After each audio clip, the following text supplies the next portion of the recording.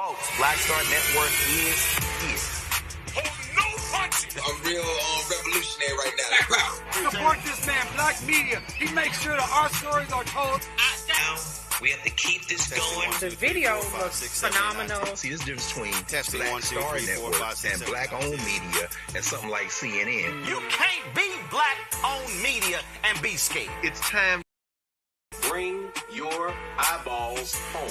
You dig?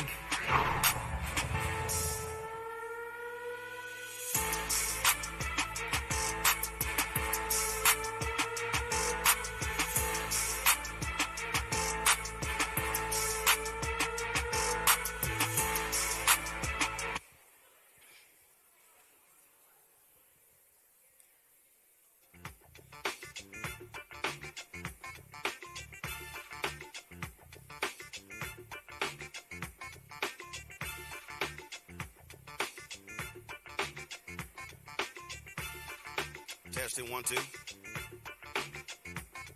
I need you down. You're in camera line. You're in camera.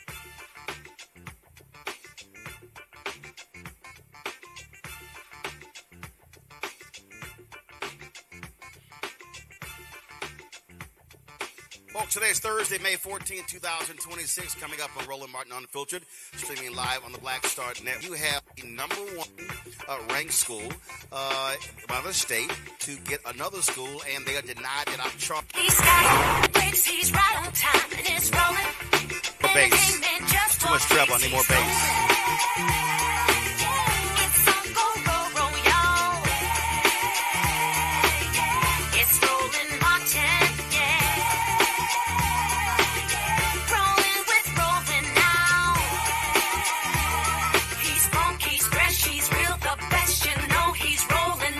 Opening up with a wide shot.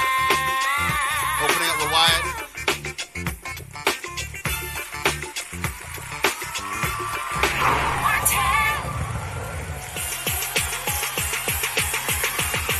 Folks, we are here at Cross Street AME Zion Church in Middletown, Connecticut.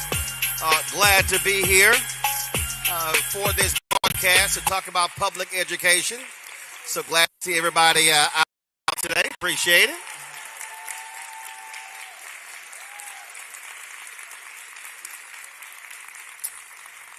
Certainly appreciate it, and I'm certainly glad to be here, folks. Anyone knows me knows that education is hugely important, often emphasized. We talk about it on this show. It's always been paramount. My parents made it perfectly clear that education was the most important thing for their 5 kids. And when we talk about where we are now, we've seen how education has shifted in this country. It's not just the sole delivery system of public education. We see the advent of public schools, private schools, charter schools, online schools, magnet schools, home schools, you name it. My position has always been the same. If it works, I support it. But if it doesn't work, then we should not be continuing doing the same thing over and over and over again. And again, there were a number of people, African American, who said, why are you doing this? Why are you supporting this? And I said, my position is simple. If there's a system created that allows for us to be in control of a school system, and we control the curriculum, we control the hiring, we control contracts, then I absolutely want to be a part of that. As in a majority, we don't actually control the school system. We don't control the schools. We are, in essence, asking someone else for permission. And if we really are being honest, there are public schools in this country that are doing a disservice to African Americans. Now, it's clear. There are public schools that are doing a great job. And I've said point blank, is this here. You would not see an explosion in this country of parents demanding school choice if they were successful public schools. What parents are saying is, I can't wait for your 4 and 5 year or 10-year plan to kick in because my child will be out of that particular school system. And so over the last decade, I've traveled this country and have gone to Memphis and have gone to Friendship Public Charter School in D.C. You've got Gestalt in Memphis. I've gone to others as well, talking to educational leaders about how we take control of our education. And for a lot of people, that's been controversial. You've got black elected officials who, many of them largely funded by teachers' unions, that do not support charter schools. And I've made it perfectly clear, this is not about elected official. This is not about a teachers' union. It is not about anything but the education of children, specifically our children. And we know, based upon the data, that when our children do not get a quality education, especially K through 6, they're more than likely to have bad outcomes as adults. You travel anywhere in this country, and you go to any prison system in this country, you're guaranteed to have upwards of 90% of those folks in prisons who are functionally illiterate. That means that they will not be getting the right education. If you go to a lot of major cities, I remember when City College of Chicago, we're spending $40 million a year on tutorials. Now that was tutorials Chicago. That right there speaks to the crisis that they had in their school system. And we can see that salaries and their education involved in the criminal justice system. They're more likely to move on to go to college. If they don't go to college, still go on to other forms of education to be able to take care of their families. But if you have an awful education, the likelihood is you're going to be a ward of the state and have to be assistant in so many different ways. And so when we talk about this issue, it really should be number one in every black poll, in every black household. This is the issue that we should be demanding answers. Honest today with black kids and other children who are grossly unprepared for education. Our kids are coming to kindergarten and first grade not being able to speak basic words that should have been the case when they were 3 and 4 years old. We're having kids being sent to school with developmental problems, with behavioral problems, causing so many issues. They're impacting the education of the other kids. And so this is about having an honest conversation about what is happening in our community, but also specifically what's happening here when it comes to how you can be a top-ranked school, how you can go through a process and living in this so-called MAGA world where it's about merit, they claim, how you can rank number one and still be denied the opportunity to launch another school. So the next couple of hours, we're going to talk with education leaders and community leaders here about this very issue and how we can properly organize and mobilize our community to make it clear to those elected officials who are state representatives, state senators, who are education leaders, even the governor, that if you don't do right by us, then we will do what's necessary to take you out at the ballot box. So with that, let's kick things off with the founder of Capital Prep, Dr. Steve Perry. Put your hands together for Dr. Perry.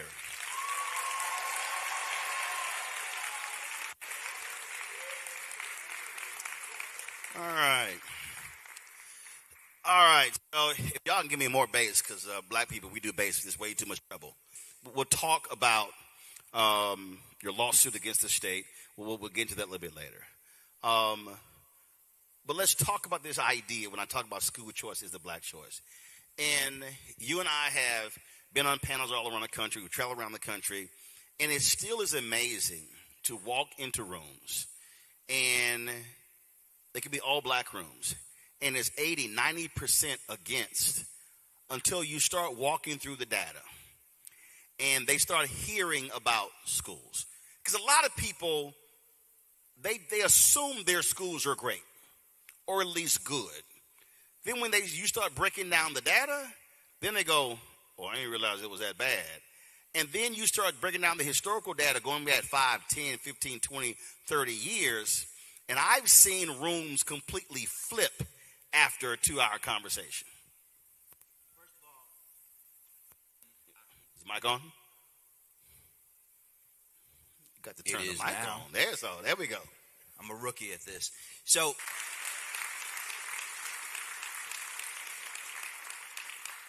just beyond the doors of Cross Street AME Church is the housing project that I grew up in.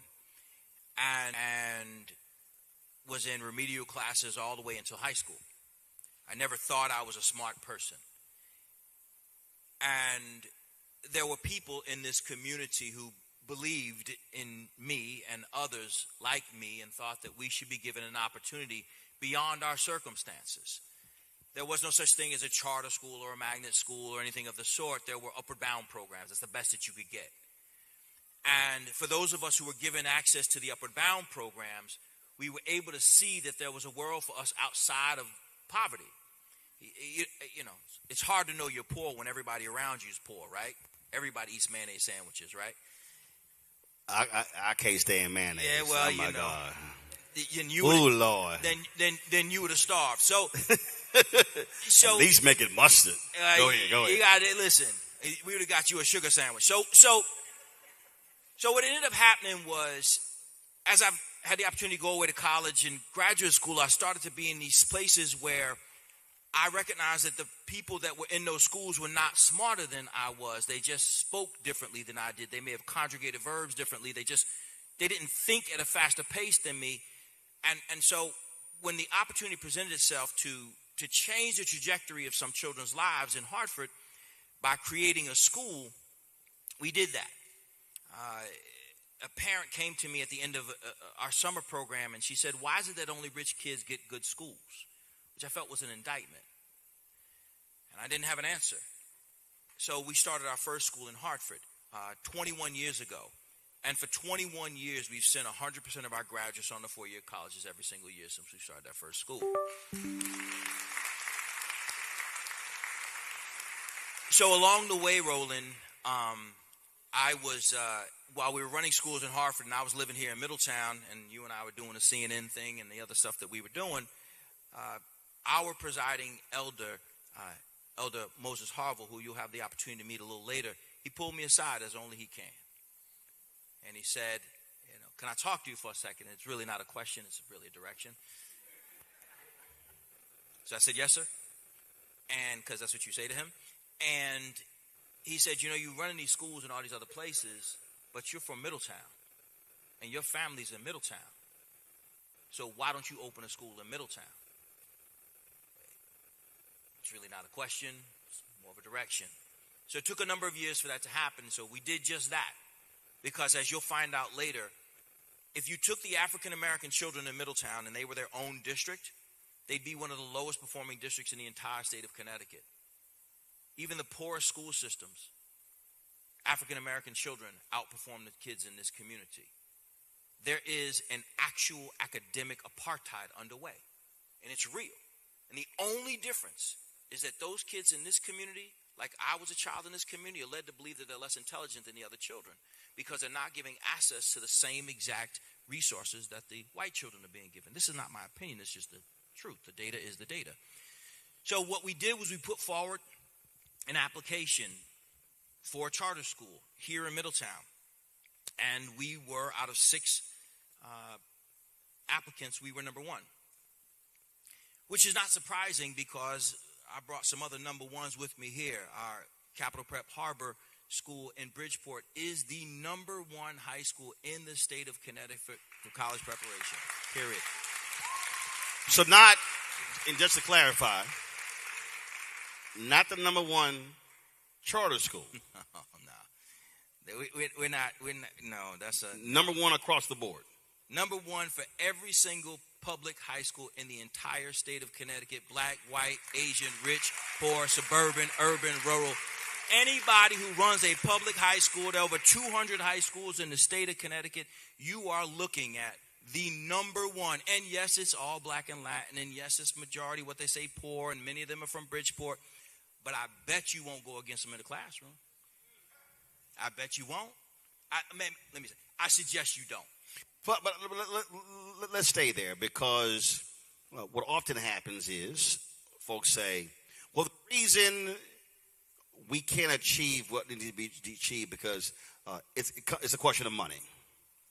And there are many places where they've thrown a lot of money at the problem, and what they've gotten back is massive failure. Hot garbage.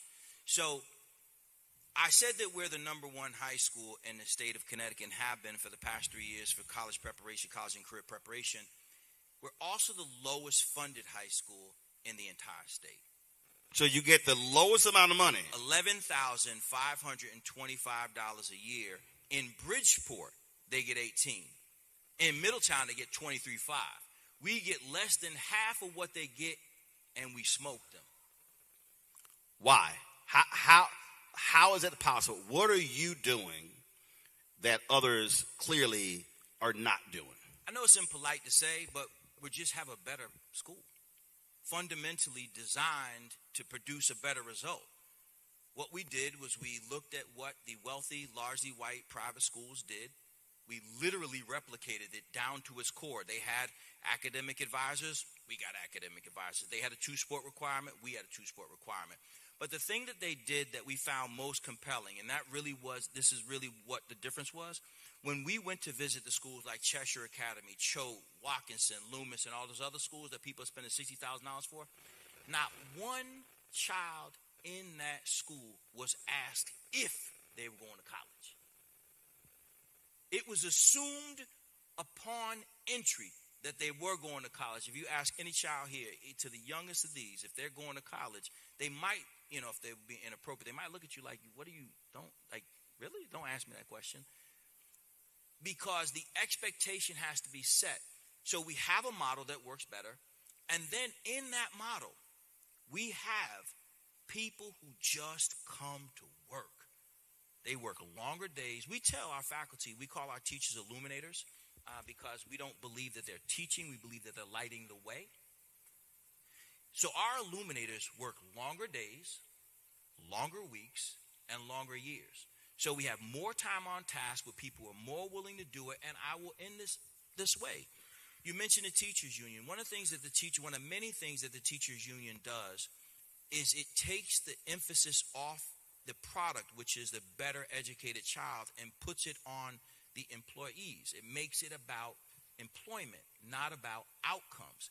And so much of what they do is designed to create an easier way for them to go. They talk about class size, but class size, as they talk about it, is not necessarily the indicator of a better school. Catholic schools are historically large classrooms. Colleges, you could have 700 students in a classroom. We looked at what worked. We focused explicitly on the needs of the children, and as such created an opportunity for the children to be able to have what it is they have, which is love. So the final part of it, we genuinely love our children. To a child, they know, even when we get at them, we genuinely love them as our own flesh and blood. So I remember Steve Harvey said something that I found to be powerful. He said that when his father passed away, that he recognized that the only man who would ever want him to do better than him had passed on. I submit to you, every single one of my colleagues wants every single one of our children to do better than they have. They want them to live better. And one of the best examples of that is this. When you look at many of our colleagues, I'm not just Capital Prep founder. I'm also a parent. Both of my sons went to Capital Prep. So when these other folks are running around here talking about my school, our school, no, they mean their job. They don't mean their school. This is for real, my school. This is for real. But don't you also have an expectation for your parents?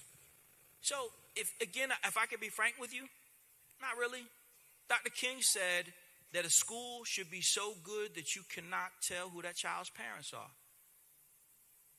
Which means that our outcomes can't be bound by the fact that if their parents have taken calculus or college classes. Most of the children you see in Blazers have already taken college classes.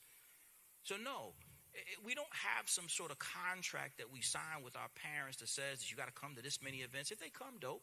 If they don't, dope. We'll see them at graduation. It's cool. We'll take them. One of the things that we don't often realize, Roland, is even wealthy people really lean on schools. And the wealthiest of people will send their children to elite boarding schools. Yep. So we can't board them, but we keep them pretty late.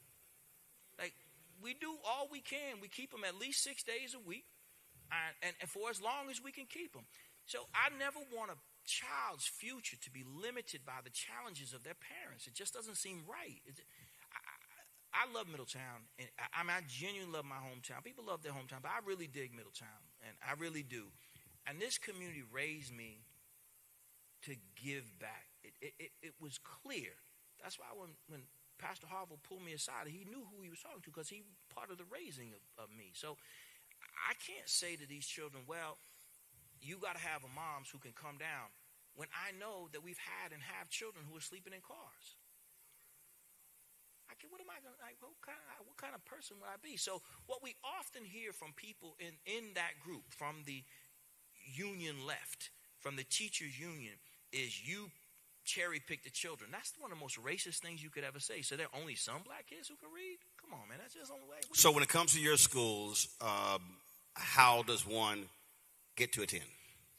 All they have to do is write their name. Well, someone has to put their name, address, and grade that they're going to on, it's not even an application. They just have to put their name on it. They enter a lottery. They're randomly selected. And I wish it was some fancy lottery like they used to do back in the day when you and I were running around talking about this thing throughout the country. Like you stand in front of everybody and there's the balls in there and you do all that. No. It's really pretty unimpressive. You just press a button. The person who presses the button is here. He's like, yeah, you're still impressive. To me as a person, you're very impressive. But what you do is not that impressive on that day. So they just press a button. And it just orders the children. So to be very, very frank, there are 500 children right now in Bridgeport who want to get into Capital Prep. We cannot accept them. So So in Bridgeport, how many students in that school? So we have 786. In the grade levels? Kindergarten to 12th. K through 12, 780 in Bridgeport. Mm-hmm. Your other schools? So we have school in Harlem. It's about 200. We have school in the Bronx. And that one has about 600. I can see all the people looking at me mouthing the exact numbers because they're just those people. And then we're opening a new school in New Rochelle. It will be K to 12. And then our original school is in Hartford, and that's also a K to 12, pre-K to 12. And in your school, all house one building. So the school in Bridgeport, there are two separate facilities. There's one in a closed Catholic school, and there's one in a closed. You guys wouldn't have known this, but it's a closed mental health facility that we rehabbed to the best of our ability. And they will tell you that they do not have science labs. They will tell you they do not have a gym. They do not have fields. But they're the number one school for college preparation in the state of Connecticut. So when we talk about, again, education development, and when you look at the demand, you said 500. We chatted before, I guess, a couple of years ago. I forgot which one of the schools. Y'all hadn't even picked a location, and you already had a waiting list. What that says is that the demand is there. What parents are saying is, I want that. I got this over here. I want that because that ain't working. They do, but here's what happened here in Middletown. Middletown came out, like you see here. They're deep, right? They came out and they said, we want that. Over 500 people came to a gymnasium on a weeknight, a Tuesday. And they spoke their voices. And they said proudly what they wanted for their children. And in so doing, they created an opportunity for a school to be opened.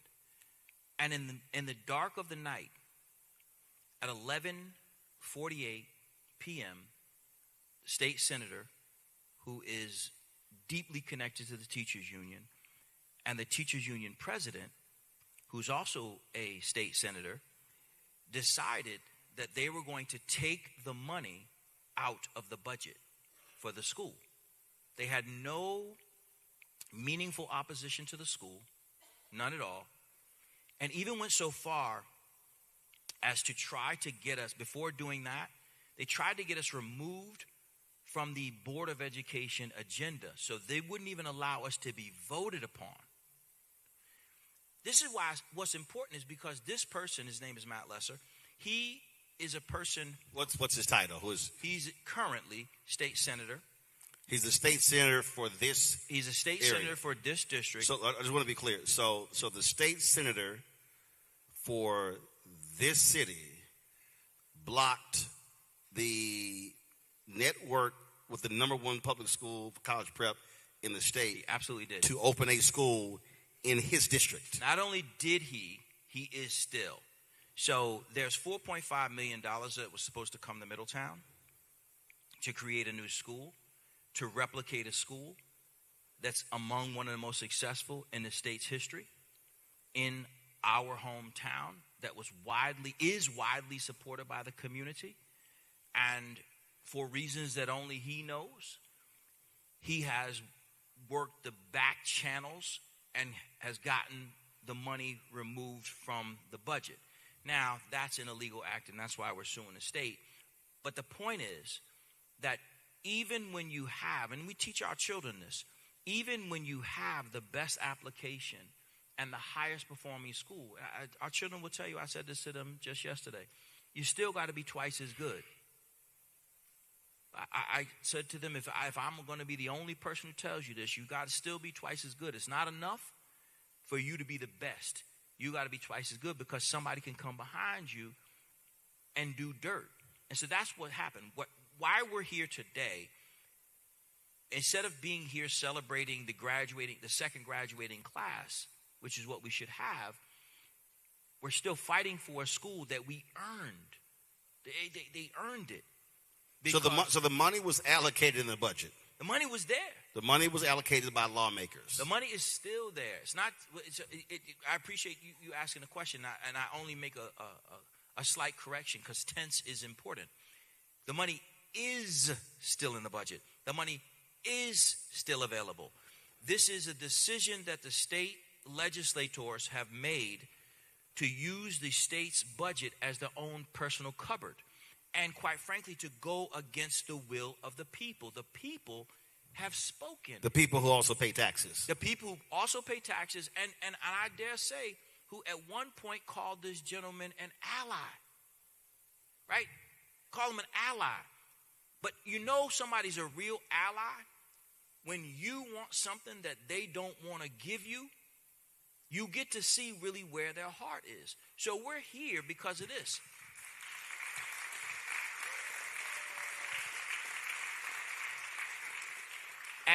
As you well know, Roland, Frederick Douglass said in his narrative, he told a story of how when a slave master of his began to teach him to read, that the husband of the slave master said, if you teach him to read, he will be of no use to us. You can't enslave a person who knows their humanity. So in our case, what we have is we have the most dangerous thing in America. We have educated, motivated, young, black, and Latin people who ain't scared of nobody. They know they're going to college. So let me say this. We reached out to 43 lawmakers, the Black and Puerto Rican caucus here in Connecticut. Only one responded, declining our invitation. There was Representative Kai Belton. State Senator Matt Lesser also declined to come be a part of this town hall for us to ask him questions directly. Governor Ned Lamont, as well as State Board of Education Commissioner Charlene Russell Tucker, also did not respond to our request as well. So we wanted to make that perfectly clear. We reached out via phone, via email, some phone as well, and folks chose not to be here. And I wish Senator Lesser would be here. I wish he would have come here. Me too. To face his constituents and have to answer those questions. Because for the life of me, I don't understand how you can be a state senator, and this is your district, and you look at the data and what it says, and we're going to go over in our next segment. Because I want to be very clear for the audience of what the data is for the education of black kids in this city, and deny the opportunity for a highly successful network to come in. I mean, if I to use a sports language, but that's like saying, oh, I've got a football program and I got an opening up, and so I heard Nick Saban wants to come coach, but nah, I don't want Saban to come coach. I don't want Eddie Robinson to come coach. Let's just go find somebody else. That's just the dumbest thing in the world. That's one analogy. Another analogy is I have a school system that is the worst in the state at educating black children, and the best in the state of educating black children wants to come, and I, as a person who claims to be an ally, I'm going to stop that organization from coming in to better educate the black children. But I am your friend.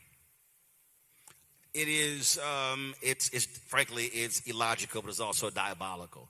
And the thing for me, and the thing that I have said all across this country, is that if this is where the power of the ballot is so important. Because what I'm always trying to explain to our audience and others, that you have to connect public policy, community outcomes with the ballot. Because the individuals who are in public office, governor, state rep, state senators, bureaucrats, county commissioners, city council members, school board members, DAs, judges, up and down, those folks are spending billions of dollars, taxpayer dollars, that are supposed to be for the benefit of the people of that state, of that community, of that neighborhood, of that county, of that city, of that parish, depending on what way you live and what you want to call it. And their job is to be proper stewards of the people's money, and their job is to be responsive to the needs of the people. And I've long said to people, we cannot continue to be comfortable in allowing. What is vitally important is to understand who taught you. The overwhelming majority of us were taught, in large part, by one race and one gender. White women, by and large. Doesn't make them bad people, it just makes it the truth. Depending upon where you grew up. And by and large. I was born and raised in Houston. Okay. So I had black people. So let's stay there. Oh, but wait. With a sprinkling of white women, but I had black people. But watch and see this. Watch and see this. Congratulations. The people who chose your curriculum were not those same black people. It is the reason why many of us grew up believing that George Washington was a hero, not an owner of over 300 souls. It is the reason why we believe 300 enslaved souls. Enslaved souls. It is also the reason why many of us have been led to believe that those teeth that he had were wooden. They were not wooden. He knocked the teeth out of a human being and took them out of his living mouth. It is because there was an expectation that we were going to be taught to have idolatry for a particular group of people. Not only is Capital Prep number one in terms of its academic performance as it relates to college preparation, we're also typically one or two in terms of the percentage of African American faculty who we hire. So we're not just African American and Latin children.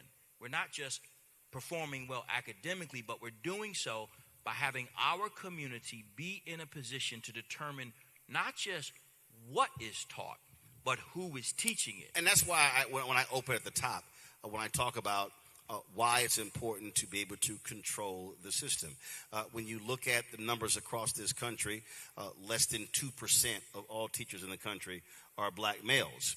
Yet when you look at charter schools, especially those that are black-run charter schools, it is a much higher percentage because they are determining who gets hired. And whenever I bring that up in these sessions, I remember I talked to, it was a group, I was in Nashville, and it was a group of black school board members. And when I go into the room, and it's probably 80-90% completely against school choice as a black choice. 45 minutes later, it was a standing ovation because so many of them had no clue on how this works. They were school board members. Some of them were charged with authorizing charter schools and had no clue about curriculum, teachers, contracts, all of that. Because, and the reason I framed it that way, because I need people to understand education is not solely about what happens in the classroom. It is the entire ecosystem. I want to stay there. Many people will say, why do you have to get political? Just talk about schools. The most political thing that you have is a school. It literally determines the power of the next generation. And in this community, when I grew up, I had from kindergarten to 12th grade one African-American faculty member. And he's here. Mr. Saunders is here.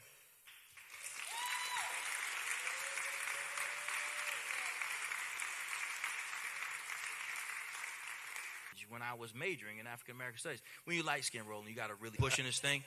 So this might be one of the only places that people do know, in fact, that I am black without me saying it. But the point remains that it does matter, not just for African American children, but for all children, that you recognize that having different perspectives is important to learning. It's just a super cool thing. I wish more white kids could go to schools where they could have access to more and more African American faculty. Our kids don't think twice about having African American faculty because it's just typical. Like, it's just normal for them to have black administrators and not.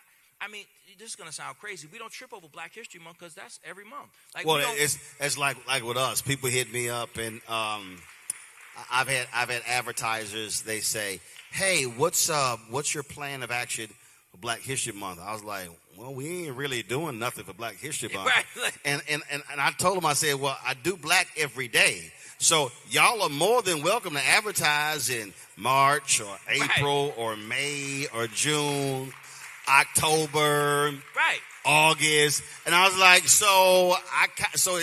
not. I mean, is we black every day? It's what you have to do when you have to remind an organization that there are African American people in this world. You don't have to remind us. We're pretty clear on that. And one of the things that's cool is some of our kids have referred to our school as a historically black high school. We'll take that. We are proud, not in absence of others, but in presence of ourselves. We are proving that it can be done. If there's ever a question, can a school founded by, run by, supported by African Americans in a poor community whoop the pants off of the wealthiest, whitest schools in the United States of America? I say, yeah, I got proof. And when you...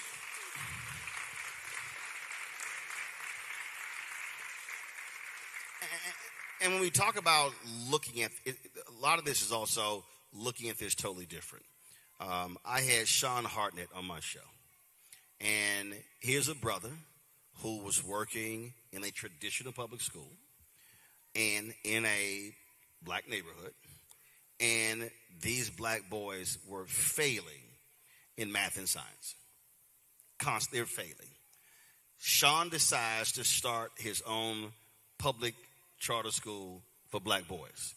So the exact same black boys who were in this school and they were failing across the board, they go to his school and all of a sudden they're soaring in math and science, and they are loving math and science because he saw how it was being taught and why it was failing. And what I said to me, and I say the exact same thing for anybody in this state, if you're failing and you're succeeding, do what you did what you said. You started the white private schools.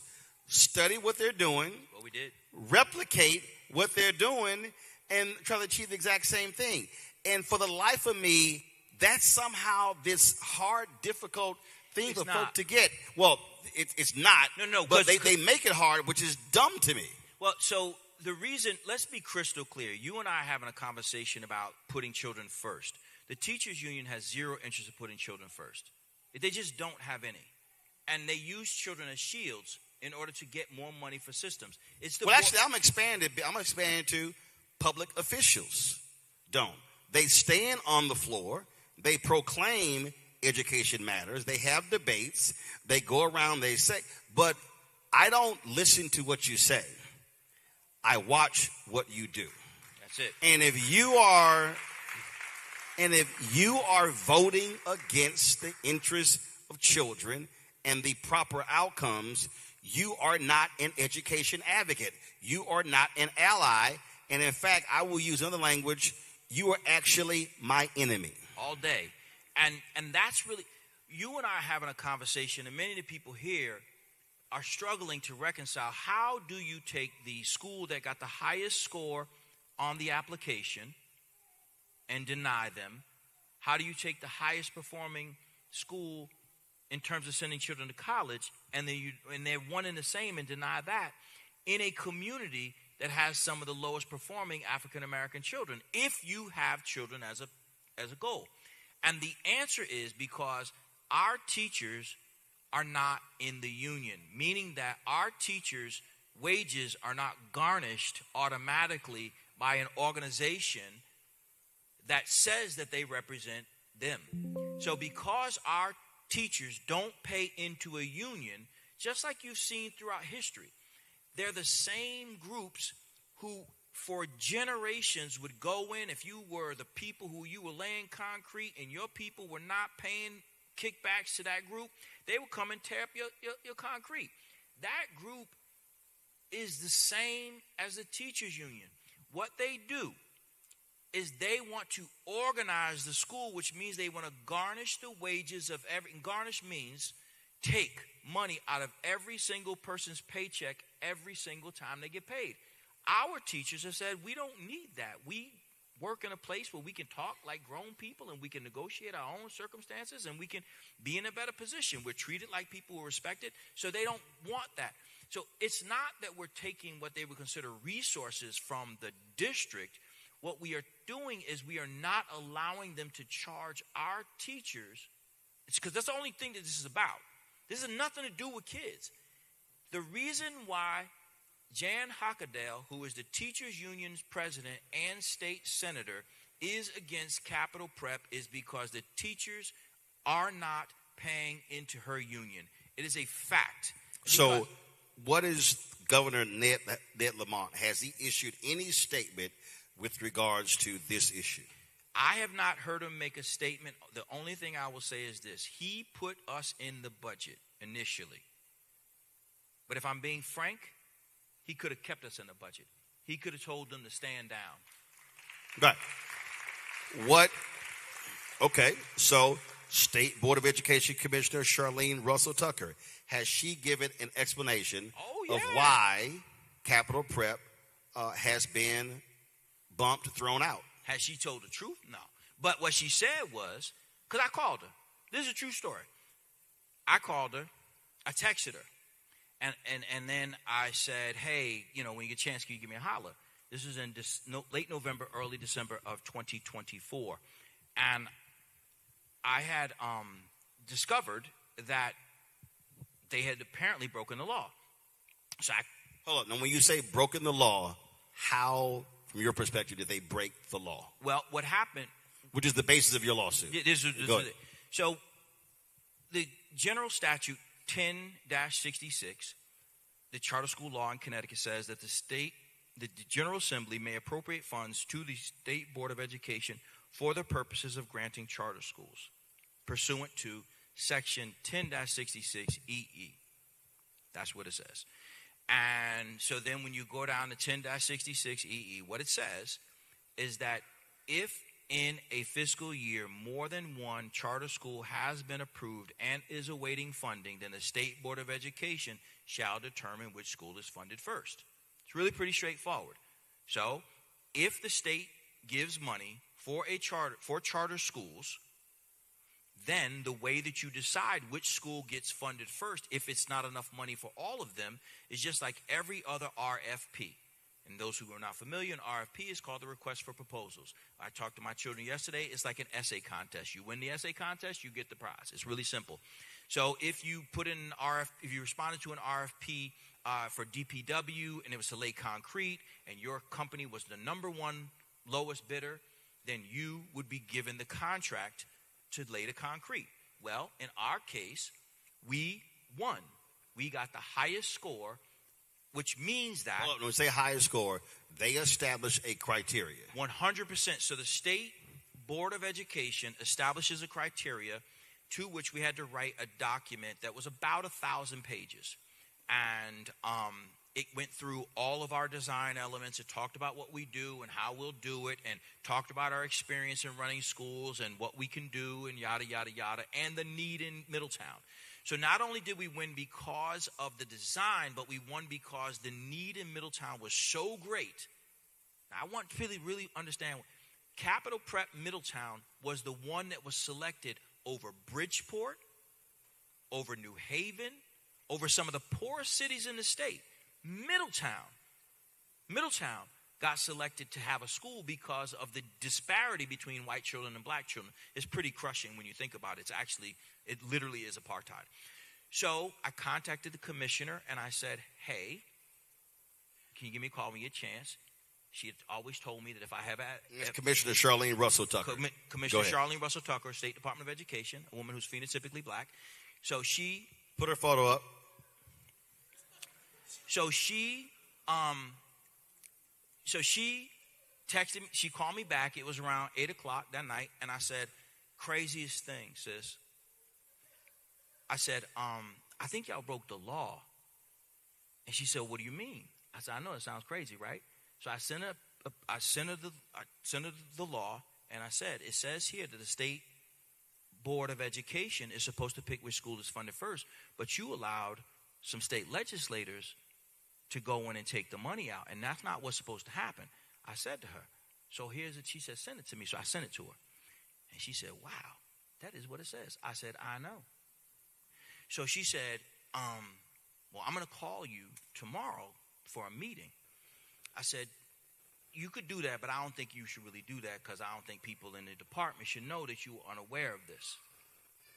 And she said, No, I'm going to call you. I said, "All right, cool, do that." I said, "But listen," I said, "I was raised a certain way.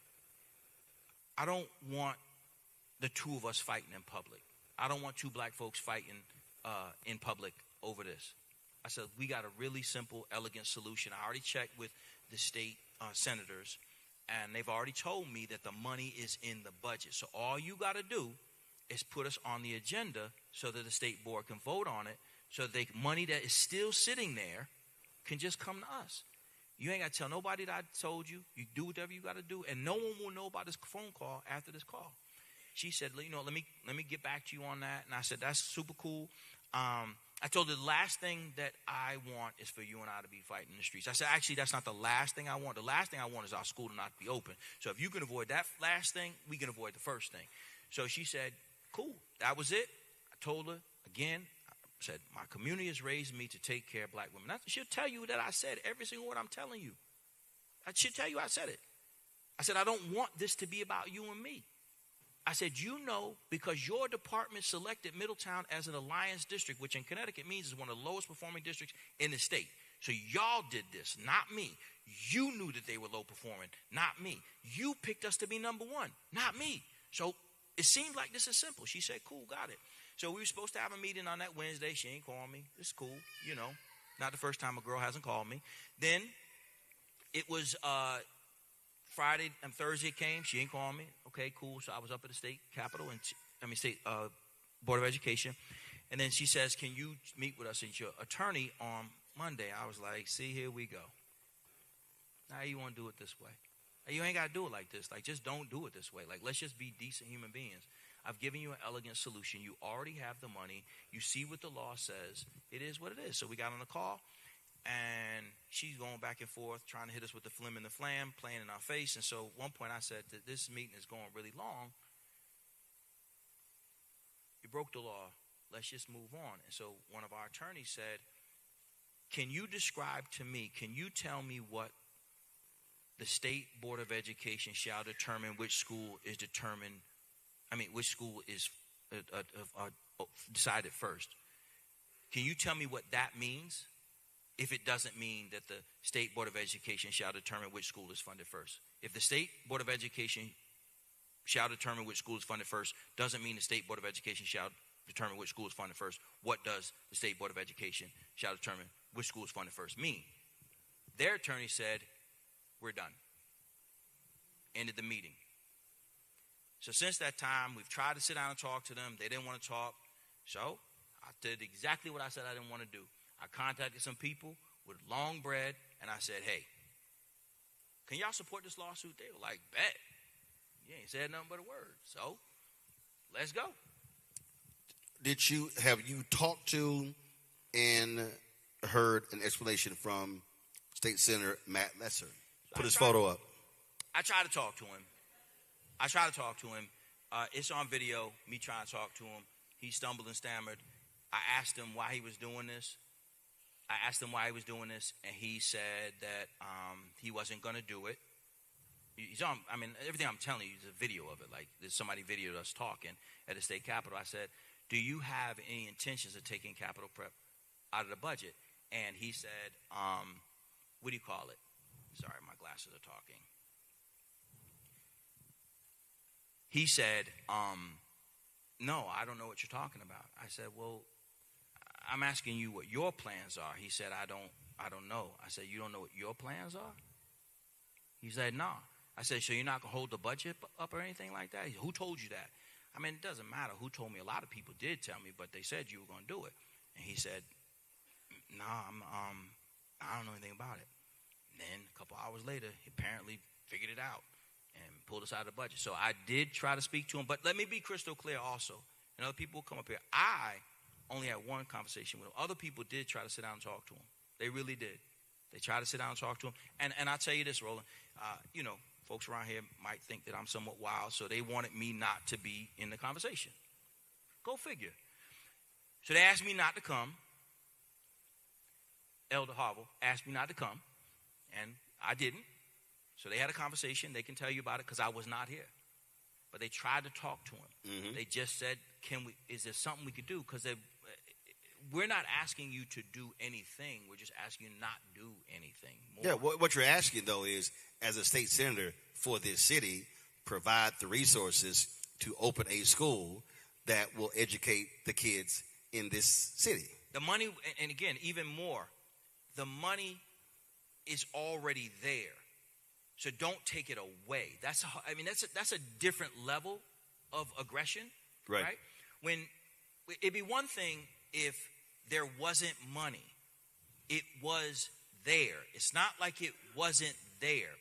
We're talking about somebody going out of their way to take it away. And I want people in Middletown to understand that's this. A punitive action. It is a punitive, and I want people in Middletown to really understand this. You have today $4.5 million that's supposed to be going to Middletown's children. That's today. And now, first of all, when was that supposed to be allocated? 2023. This 2023? Yeah. And the school would have opened when? Pardon me? 2023. The school would have opened in 2023. It was supposed to open in 2023, yeah. So 3 years have now gone by as a result of this action, and that's 3 years. So if you are a parent here and your kid's in the first grade, your kid's now in the fourth grade, going to the fifth grade, and you're waiting still for an opportunity, a shot at a top school. It hurts when you say that, Roland, and I'll tell you why. My family still lives in Middletown. Like, that actually hurts me because these are my people. And this is not a political game for me. These are my families. These are people I've grown up with. These are aunts and uncles of people who take care of, people who made possible for us to have. There's so many people whose faces I see that I grew up with. We struggled together, all of us, trying to find a way to make a way. And if I could give back to them, like if I could be part, because it won't ever be me. I'm not even the full founder by myself. If one of our founders is here, like we did this as a team, as a family. They have like people my age. We got grandkids in some cases, and I should be in a position to support my family. This dude is literally, because our teachers won't pay union dues, stopping children from having access to one of the best schools in the United States of America. Why would you do that? To what God do you pray with? You can feel comfortable knowing that you've done that. This is not about politics for me. It's about children. I don't make any more money because we get more schools, and quite frankly, I make less because I got to drive further and further. The Middletown school is going to be 2.5 hours, almost 3 hours from our Harlem school. The school day is only 7 hours. That means that I'm up at 3 o'clock in the morning, where I was only up at 4 o'clock in the morning before, just to get between the schools. But our children in this community are worth it. Why would anyone do that? We're going to go to a break. We come back. I want to go over the data to walk folks through to understand how dire the education situation is here in Middletown, specifically for African Americans. Folks, you're watching Roland Martin Unfiltered on the Black Star Network, live in Middletown, Connecticut. We'll be right back.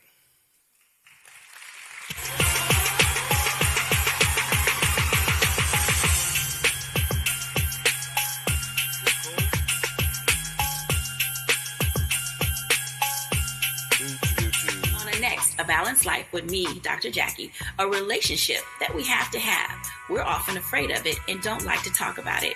That's right. We're talking about our relationship with money. And here's the thing. Our relationship with money oftentimes determines whether we have it or not. Balancing your relationship with your pocketbook. That's next on A Balanced Life with me, Dr. Jackie, here at Black Star Network. With medicine and science under attack, I want to keep you and your family informed and healthy. I'm Dr. Ebony Hilton, and I knew at the age of 8 that I wanted to be a doctor. So I studied hard and became the first African-American female anesthesiologist hired at the Medical University of South Carolina since its opening in 1824. And I always say I was made into a doctor, but I was born to be a mom. And as a new mom, wife, sister, daughter, and friend, I understand how frightening a medical crisis can be. I care for individuals on some of the worst days of their lives, and it's my mission to provide you with a safe space to gain clarity on issues affecting your mind, body, and soul. I recognize that there are health disparities, particularly as it pertains to race, and I want to help bridge the gap between you and your healthcare providers. Join me every Thursday for Second Opinion on the Black Star Network, where each week I'll invite experts from various medical fields to share the latest health news. We'll discuss topics such as the vaccine debate, mental and sexual health, medical bias, infertility, menopause, andropause, nutrition, and aging. Together with my medical colleagues, we aim to provide you with a second opinion. Don't miss it, Thursdays only on the Black Star Network.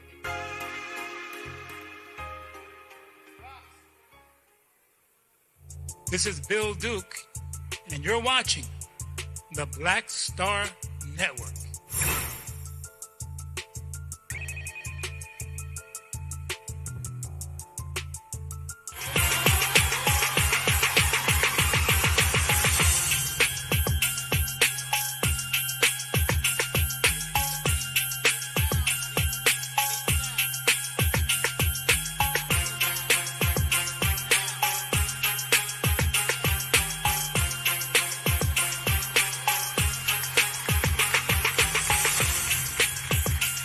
Folks, welcome back. Cross Street AME Zion Church here in Middletown, Connecticut. Joining me right now is Richard Begansky Jr., Senior Executive Director for Data and Accountability with the Capital Preparatory Schools. Richard, glad to have you here. So let's walk through the data. How many students are here in Middletown schools? How many students? Over 4,000. 4,000 students. Racial makeup of the 4,000 students? I think it's like 30% Black and African American, 30 or 40% Hispanic, and then the rest are white. Gotcha. So majority Black Latino school district. Yes. All right, let's walk through the numbers. How dire is it? It's bad. You mentioned earlier in the show something about looking at data and going back 15, 20, 30 years. And so the data that I looked at for tonight and basically for all the comparisons for the state that we put together is looking to start from when Capital Prep and Bridgeport started, which was 14, 15. And so if we take a look at the last, and again, like the challenges are is that it's not just at the elementary and middle school level, it also bleeds into the high school. So since that time, there have been... So K all the way through 12. Yeah. Got it. So state testing in Connecticut is probably like a lot of states where they take a look at and compare, or they look at proficiency rates for grades 3 through 8. And so when you compare the white performance on state exams since 14, 15 to now, and you look at the average gap, so the achievement gap is how whites or subgroups perform. So for tonight's argument, we're taking our conversation, we're looking at the difference between black and white. And on average in ELA, that's 32 points difference. In terms of proficient percentage, and in math, it's 30%. So it's a giant disparity over that time. And then for Hispanic students, it's a little bit better, not a whole lot, but 28% percentage point difference average each year in ELA and 27 points in math. I will sit this here when it comes to white and black SAT scores. 152 points, white and Hispanic 149 points. Yeah, that's the average difference over that time span. So it's from 14-15 to 24-25. 152 points difference in average SAT scores, and for black and African Americans, and then for Hispanics, 148 points. So, I took a look at some website that says, okay, if you put in this SAT score, it'll open up, or it'll show you what are the schools that you would be able to apply to, or that your SAT score would fall within the window of their eligibility. And for the white students who averaged in Middletown over that time frame about 991 on their SAT scores, they have the opportunity to apply to or 680 colleges or so. Or that yeah, I have it. So white students they would have 621 college options. Right. So 621 colleges fit that. The 991 fit within there. And so when you look at the black and African Americans, black SAT score will be 838. How many options? I think 70, 78. 78. Yeah. For Hispanics, 841, 94 college options. Yeah. So white college options, 621. Hispanic college options, 94. Black college options, 78. That is huge. Yeah, and if you looked at the list of the colleges, and I did, and I'm not going to disparage anybody because I'm sure some of those colleges of those 78 are fine institutions, and I'm sure they're doing the best they possibly can. But I honestly hadn't heard of most of them, never heard of them. And I've been in it working in Capital Prep, for 20 years. So that says a lot about what those options are, and none of them are in state. So if you go to school in Middletown and you're really close to your family because your support network is here, and that's what your family is relying on you and you're relying on them, you don't have the option to go to school in Connecticut if you go to school here. Everything was in Mississippi, Oklahoma. Those are great states, I'm sure. I don't want to live there, but I think that I don't know how many of our folks want to go there away from everybody unless they already have family. Well, not just that. You also have to factor in going there, out-of-state tuition, travel, back and forth. There are a host of other issues that come in, economic issues that are in play. Let's talk about, again, when we look at the data in terms of how Capital Prep outperforms other folks. Explain Capital Prep Harbor outperforming Bridgeport on the ELA. So first of all, I hate acronyms. So what is the ELA? So the tests are broken into two parts. ELA stands for English Language Arts, and then the math is obviously math. So when it comes to Capital Prep Harbor, outperforming the host district Bridgeport, how many years? All 8.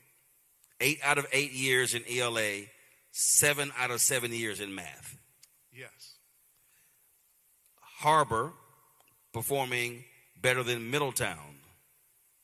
7 of the 8 years in ELA, 7 of the 8 years in math. 7 out of 7 in math, just because our first year that we existed in math, the data is suppressed. So all the data that you're accessing or referring to is public data. It's on edsite.com or edsitepublic.com. So everybody can look at it. And so because the data is suppressed, I didn't want to put numbers there that people weren't going to be able to compare and then have them come back and say, well, this isn't accurate. So it's a star, and star just means that the numbers just are pull so the microphone a little bit closer to you so they can hear you. All right, sorry. I don't have to do this a lot usually. It's all good. I'm used to it. No, that's why you hold it right below your chin. Yeah. And you'll get better audio. I just wanted to put that out on the record that I don't usually have to do this type of stuff. That don't mean nothing to me. I understand that. Tonight you got to do it. And I'm here. The reason I wanted to walk through these data points is because numbers are numbers. A friend of mine, he always says, math doesn't lie. Some folk can try to sit here and fudge the numbers, but math doesn't lie. You said they were public numbers. And it speaks to the issues that we have, that if in this city, if it continues at the current rate, that means that the next generation of black children and Latino children in this city are going to virtually have, I won't say no options, but severely limited options in the future. And then what that means is that's going to limit their economic opportunities, which means is that's going to be a hardship on their families. And then if that continues, that means their children are going to come through the exact same school system, have the exact same hardship, and now what we've done is created generational poverty solely based upon how they're being educated. That's what these numbers show. Oh, yeah, absolutely. And again, you could go back further than 14, 15, and you can still see that those numbers hold true. And in fact, they get worse. You know, like the percentages increase. The pre-COVID numbers are in the mid-30s, maybe upper 30s for the difference between black and African-American and white students, and then into the 30s for the Hispanic. So it's gotten slightly better, you know, even though it's terrible after COVID, but the trend is in Middletown that those numbers are starting to creep up, you know, from 23, 24 to 24, 25, whereas, you know, for Capital Prep, we don't have those same issues. I mean, we're taking the same kids. We're taking Bridgeport students, right, which are, if you take a look at their performance, it's lower than Middletown, and we're elevating their performance to much higher than what we have in Middletown, and it's dispiriting for me to attend conferences, not these, but other ones where people get up and say, well, you know, the school's just fine. It's good for my kids, and I don't have a problem with it. And it's kind of like, well, you're white. Of course you don't. You know, like I wouldn't have a problem with it either. But, you know, like I have a son who's in the schools right now. He's in 7th grade, and I'm pasty.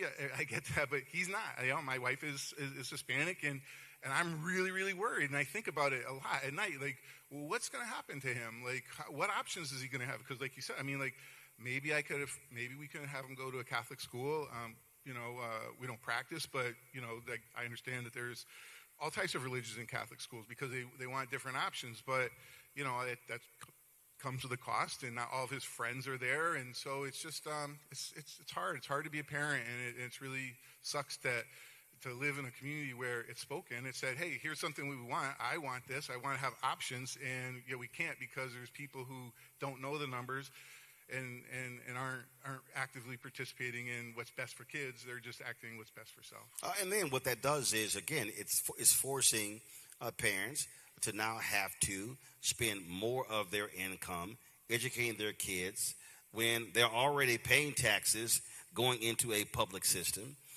And here you have an option that is not a private school option, that is a public charter option. I think that's one of the misnomer for so many different people when people say who don't even understand charters. When you say public charter, they mean that is a public school. They have to be accountable to the state, accountable to standards. In fact, depending upon the state, you actually have more rigorous standards in public charters than you do have in traditional public schools. Yeah. Part of what I have to do is work with accountability, and so you're 100% right that there are rules and there are achievement and benchmarks that we have to achieve that the public schools don't. If the public schools don't have certified staff, no big deal. You know, they'll hopefully get it next year, you know. But if we don't, then it's a real big problem. We have accountability, corrective action. So we're on a corrective action plan. So we have to lay out to the state 3 times during the year what our plan is, what are we doing, what's our progress, and then make adjustments to it and say, okay, well, here's what we're going to do afterwards. And then again, do that. We do that at the beginning of the year, like October, November. Then we do it again in February. I just saw that then we have another one due in March and the beginning of June.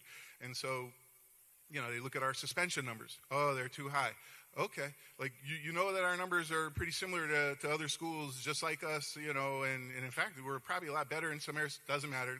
You know, we're on corrective action for that. So, again, we have to keep the data collected, explain what a student did, what their infractions were, and send this plan, and then it gets rejected, then it comes back to us, and then we have to, okay, well, what is it that you would like to see, and then put it in, and send it back to have it rejected. So it's going back and forth, but some of these other towns, they have really high suspension numbers. It's like, they might say, well, you have to attend a conference, and then hopefully that's better next year. But you're right. The accountability on us is much higher than it is for public schools. Last question for you. It has to, as a numbers person, as a data person, it has to absolutely frustrate you to look at these numbers and then see the inaction on behalf of public officials when it comes to what's actually happening on the ground. It's I don't know how to say it other than it's the exact opposite of elation. Like when we have our graduation, when the work that Dr. Perry and I did, we watch the kids come across in graduation, or when we at the end, we have an aisle just like this, we line up on both sides, we high five and hug kids, the graduates as they go through.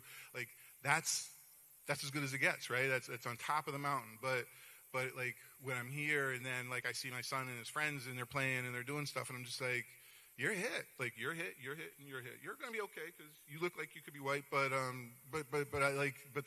others, I don't know, and I'm worried, I mean, right now my son's a good student. He's near the top of his classes. He gets really good grades. Is it going to be enough? Will that allow him to take AP classes? Will it allow him to take a dual enrollment college class, with Tunxis here, at Capital Prep? Those kids, it's assured. It's a sure thing. Even if they don't want the class, they're getting it, right? They're going to go to these college classes. They're going to take AP classes, even if they want them or not, and then they're going to go on to college. It doesn't matter. But my son, I don't know. It's frightening. It's scary. It's despair even. All right, then, Richard, you're not off the hook. All right. That's right. I don't want you breaking out in a sweat. All right, Richard, I appreciate it. Thanks for the numbers, folks. We come back. We're going to talk with faith leaders about how they are organizing and mobilizing in this city to put pressure on elected officials to do the right thing on behalf of the children of Middletown. You're watching Roland Martin Unfiltered on the Black Star Network. Don't forget to support the work that we do. Look, we don't have millionaires and billionaires cutting us checks. We're completely independent owned, black owned, 100%. It's about speaking to the issues that matter. Because of that, we don't have to ask permission to do shows like this. We don't have to run it by anybody. Either I say yay or nay, and that's it. So we want y'all to support our work. Join our Bring the Funk fan club. We purposely do not have a subscription. We don't put our content behind a Patreon wall because we want our content to be widely available and free and accessible to everyone. So your support is critically important. We've had 47,000 donors since we launched this show 7.5 years ago, and so our goal is to hit 50,000. And so our ask is simple. We ask folks to contribute on average $50 each a year, which is $4.19 a month, 13 cents a day. You're supporting this show and the 5 other shows on the Black Star Network. And so if you want to do that, use a Stripe QR code. You see it on the screen. If you're listening, go to blackstarnetwork.com. That Stripe QR code is for Cash App and for credit cards, checks and money order. As all the old school folks who do not believe in technology, checks and money order. Make it payable to Roland Martin Unfiltered, P.O. Box 57196. Y'all think I'm lying. I got 30 checks sitting in my backpack right now. P.O. Box 57196, Washington, D.C., 20037-0196. PayPal is R. Martin Unfiltered. Venmo, RM Unfiltered. Zelle, Roland at RolandSMartin.com. Roland at RolandMartinUnfiltered.com. We'll be right back.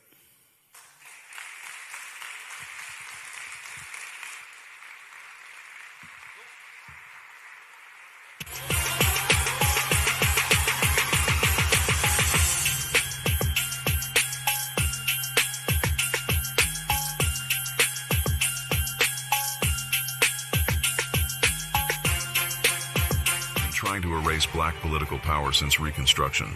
Now the Supreme Court is helping them finish the job. First came Shelby County versus Holder in 2013, the ruling that gutted the Voting Rights Act. Then came Brnovich in 2021, another ruling, another piece torn away. Now comes Calais, the case civil rights leaders warned could cripple the last major federal protection against racial vote dilution, and within days, Tennessee eliminated its only majority black congressional district. Louisiana, South Carolina, Alabama. The same strategy is spreading across the South.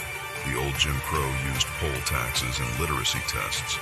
The new Jim Crow uses gerrymandered maps, voter roll purges, polling place closures, and court rulings that make black communities politically invisible. But this story doesn't end in a courtroom. It moves to Selma. May 16th is a national day of action.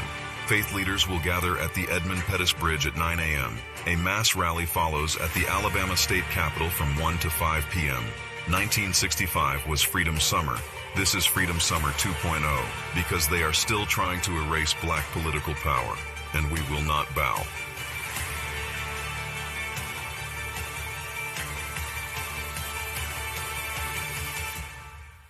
They've been trying to erase black political power. This is Bill Duke, and you're watching the Black Star Network.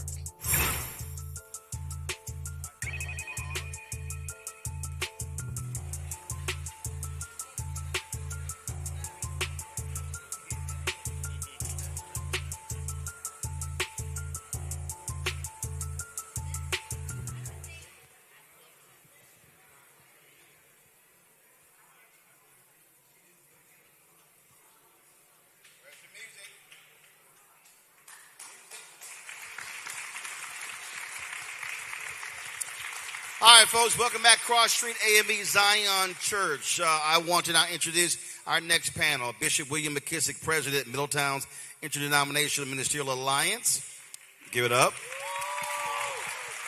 Reverend Robin Anderson, Pastor, Cross Street AME Zion Church. Moses Harville, Presiding Elder, Hartford District, New England Conference, Northeast Episcopal District. All right, so glad to have all three of you here.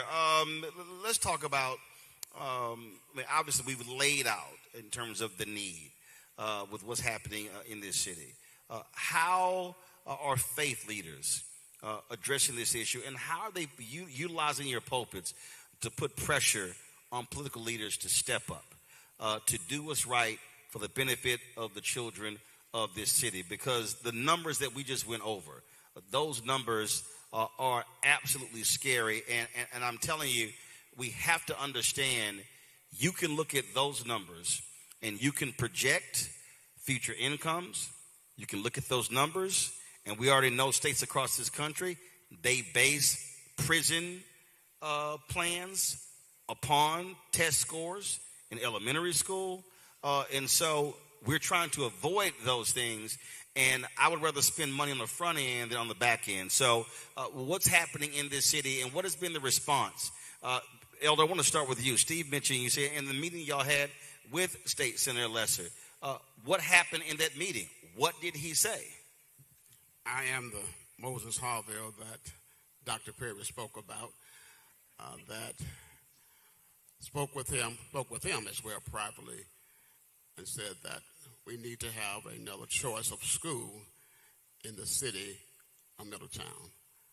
And I still believe that today. In that meeting, yes, still do. In that meeting, we discussed, number one, why he did not agree with having a school here in the city of Middletown. We never received an answer, per se, and then I've had my own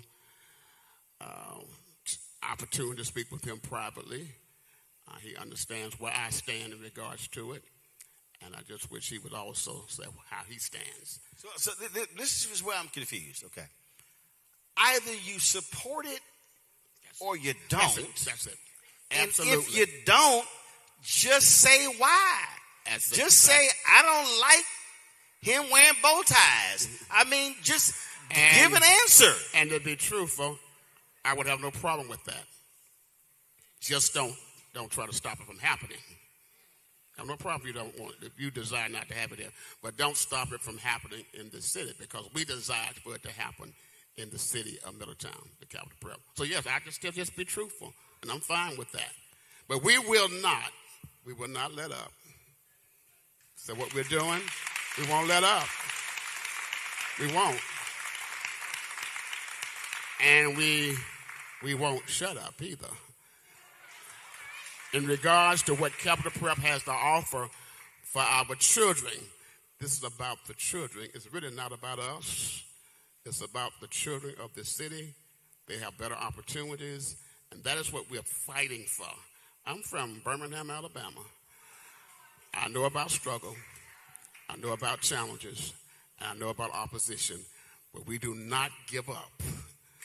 For a good cause like this, no, we will not give up. For a good cause like this. So, yes, we're going to keep fighting, and we're going to push. We're going to push.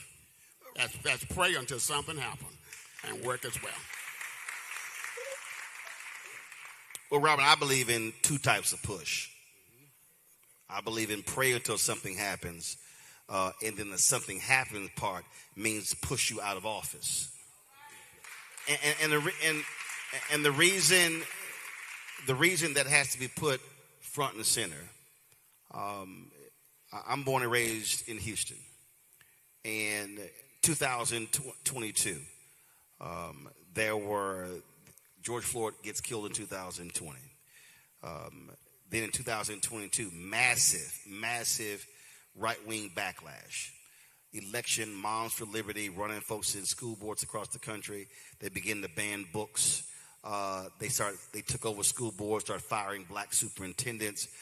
That began to happen all around the country. A lot of places, conservative communities. But over the last two cycles, what we have seen is we've seen folk throw those folks out of office.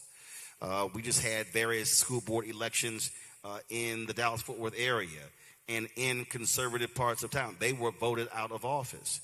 And what I say to people is, if you believe that there are school board members and city council members and county commissioners and state reps and state senate, congressional leaders, who are not being responsive to the needs of the people, then those folk need to be pushed out.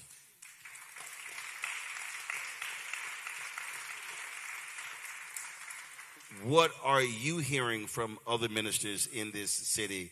Are they as frustrated that this has gone on now for 3 years and going towards a fourth year? That's you. Yes, sir. Only one rabbit on this panel.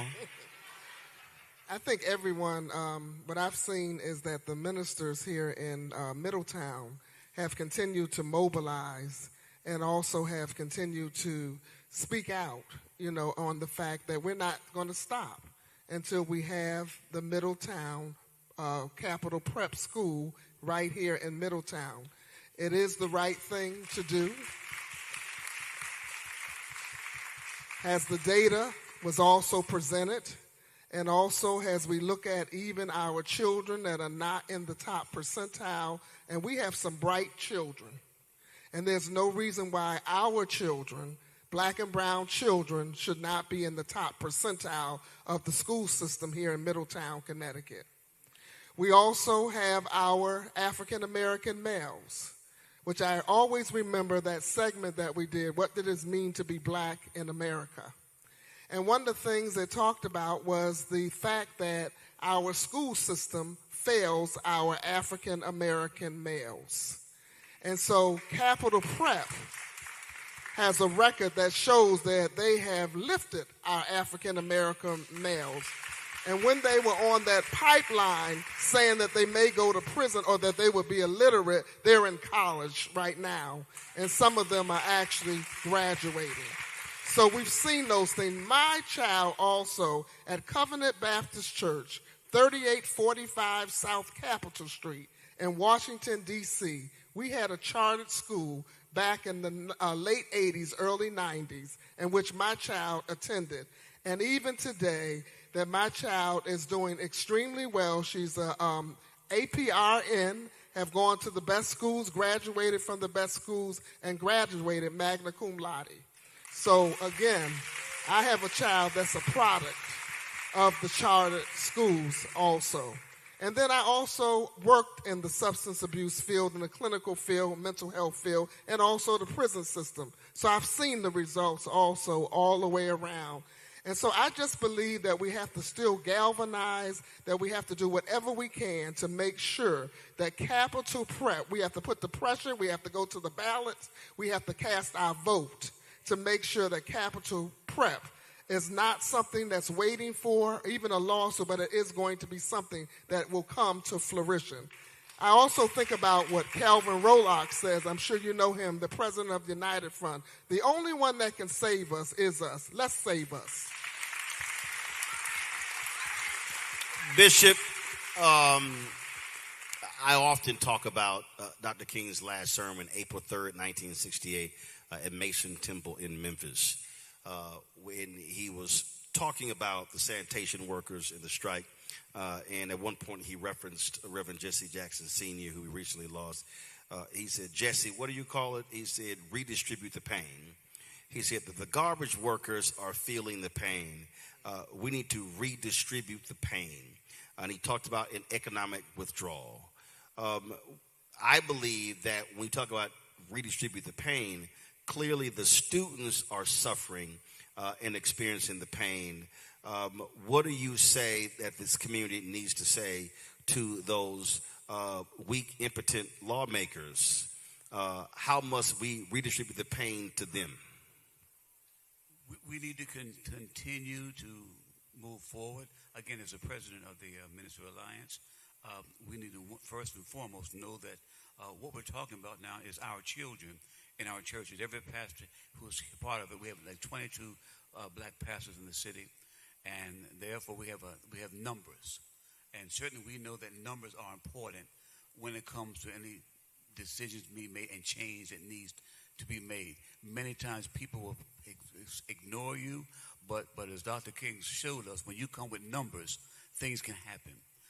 And so, first and foremost, we need to, as leaders in the city, to let our congregants know they are our family, so that they're our sons and our daughters who, for the last 3 years, have gone without an opportunity to be a part of a school that brings forth excellence. And so we must continue to move forward together. From a political perspective, we must, again, I've met personally with, in a meeting on 3 different occasions with Matt Lesser, and I met with the Lieutenant Governor and a few other folk in terms of the capital prep, and us being denied the right to open a school that is ours. And so my sermon, if you will, to the other pastors in the city is we've got to, one, get united, stay united, and move forward together, knowing that, again, this is not about us. It's about our children. It's about our future. And we can't stop. We can't stop. One of the things I say in the meetings I attend so often is that we're not fighting for victory. We're fighting from victory. And for fighting from victory, that means it's already ours. We just got to go and get it and continue to do so. Start back before, on the far side again, Elder. When we talk about politics, even though Trump helping out his white evangelical right-wing conservatives, allowing them to do politics from the pulpit, IRS still has provisions. And that is, folk cannot endorse from the pulpit. But I remind people that they can support issues. From your perspective, is this school, because you have elections this year, right? Up and down the ballot. Is the building of this school, is this the number one thing on your agenda? And do you believe that every pastor, and I'll ask each one of y'all so y'all get to answer this, do you believe that every pastor in this, every black pastor in this city and other allies should say, if a person is unwilling to support this school, they cannot come to your church? That's laying it clear on what your agenda item is. That is plain English. It is certainly on the top of my list, the school is, and that those who would come, I would certainly let it be known that they are to speak in regards to supporting the school. I would make that known. I would make that known if they should come. See, the reason, Robert, I say that is because when I look at numerous communities, there are communities that make the issue of abortion top issue. There are others that make the Second Amendment a primary issue. There are others that make tax cuts a primary issue. I am simply, and understand where I'm coming from, the Catholic Church that I was born and raised in started in my grandparents' living room. Church was 2 blocks from my grandparents' home. We lived 8 blocks from them. So my entire childhood, teenage years, spent tons of time at church. My mom was one of the 3 co-chairs of the Metropolitan Organization, an interfaith group that was citywide and statewide in Texas. So I saw how people of faith demanded issues in public policy. And to me, if the only way we send the right signal to any elected official, governor on down, you're going to have congressional elections. I don't care what the election is. Every single person running for office, if they want to come to your church, should have to say yes or no on this school. Your thoughts on that? Oh, yes. No, yes. Robin, you already answered. I got you. You on record. I do think, yes, that they should be able to answer the question if they are for the school or if they're not for the school. And also, again, like we had said before, to also be able to say also, even before they come into the pulpit, why they're not for the school, and if they're willing to also even share that, but to also know up front that the pastor of this church, the Cross Street AME Zion Church, which I make it known all the time, is for capital prep. Bishop, the reason I fundamentally believe that has to be the standard, because what it does is it sends a strong signal. And the response of every single one of those officials will also tell the people where they actually stand. If you want to swing by here, you're going to have to answer this question. Those who choose not to show up, they've already answered that question. That's why I believe it has to be put on the table.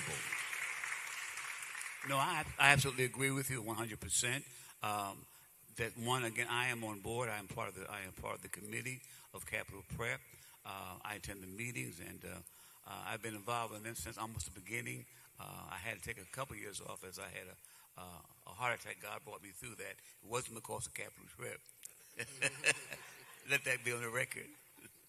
But no, you certainly can come to New Jerusalem, but you need to know where I stand on Capital Prep and the importance of Capital Prep and why Capital Prep is there. And so you let it be known that in coming in, the question will be asked, why or why not will you come? Because so often in our churches, I'm sure that you're probably aware of this, that when election time comes, all these politicians, they want to come into your church, right? And they want to come in and smile at you with their agendas, and many of them are not real agendas to begin with.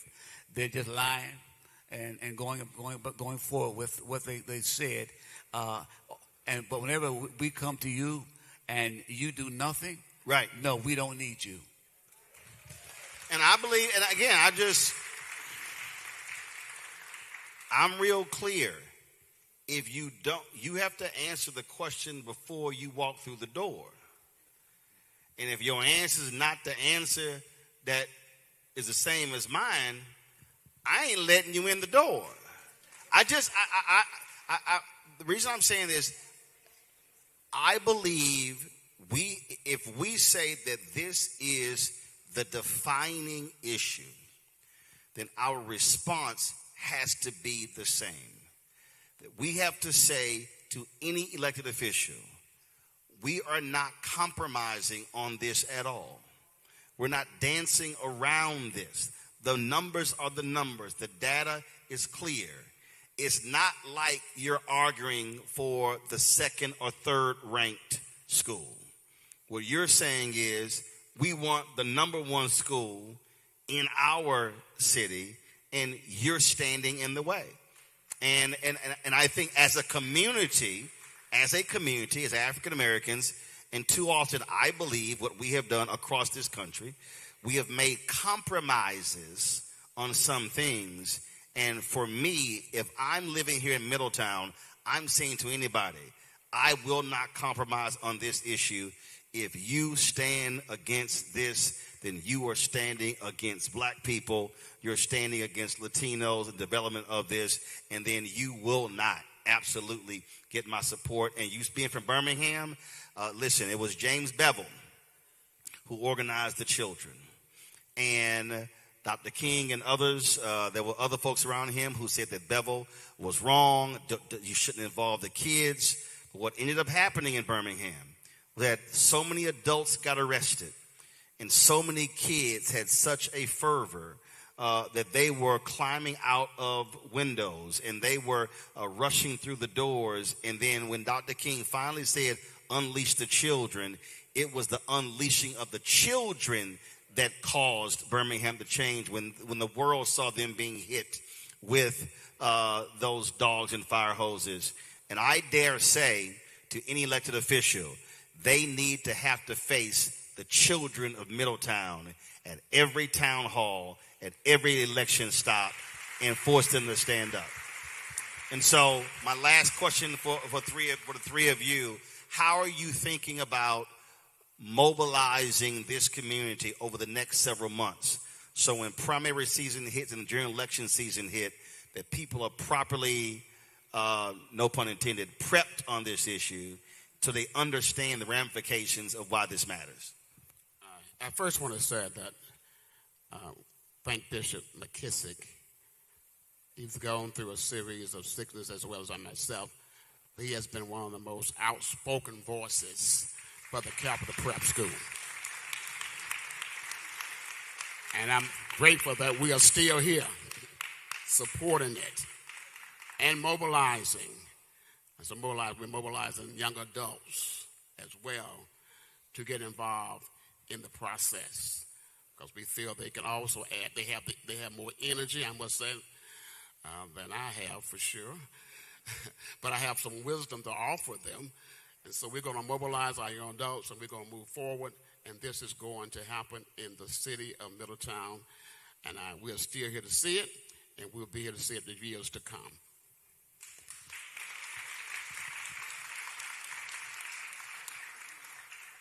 I think the mere fact that we're all here tonight at the Cross Street AME Zion Church also says, and also Sister Michelle Clay, who's a member of the Cross Street AME Zion Church, who's also chairing this capital prep effort.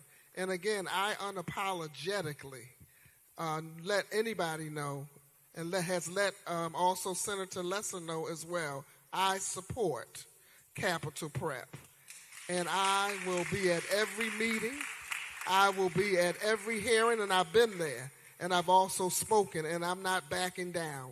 And so I think it's important also that we continue to talk about to the community, to our congregations, that they also have the facts as well. And so it was good to have the data here today, but to continue to share that data and to continue to, again, as I mentioned before, this has got to be about all of us galvanizing and coming together and being relentless about the fact that we're just not going to stop no matter what it takes until capital prep is here in Middletown. And I want to also say thank you, Bishop McKissick, also for all that you do in the also your commitment also, even when you were sick, you were still committed. Bishop? Again, in terms of mobilization, I will continue to do my part to try to continue to push the Minister Alliance. the pastors of the churches to become more involved themselves, to get their membership involved in this movement, because it certainly is a movement now that we are on. And the truth of the matter is, it's more than just Middletown ultimately, because as we look around this country we're living in right now, taking books away from our children, taking our history back from school, from regular school systems, from having these areas now changed where the black vote is no longer has its power force it once had. If we stop at all with anything, we're making a grave mistake. Too many people have died. Too many people have shed blood and sacrificed too much for us to stop, to give in, and to go back down. And most importantly, we've got to let our children see that we are serious about their educations, so they will be serious, and to continue from generation to generation. Because somebody said a long time ago, we shall and we will overcome.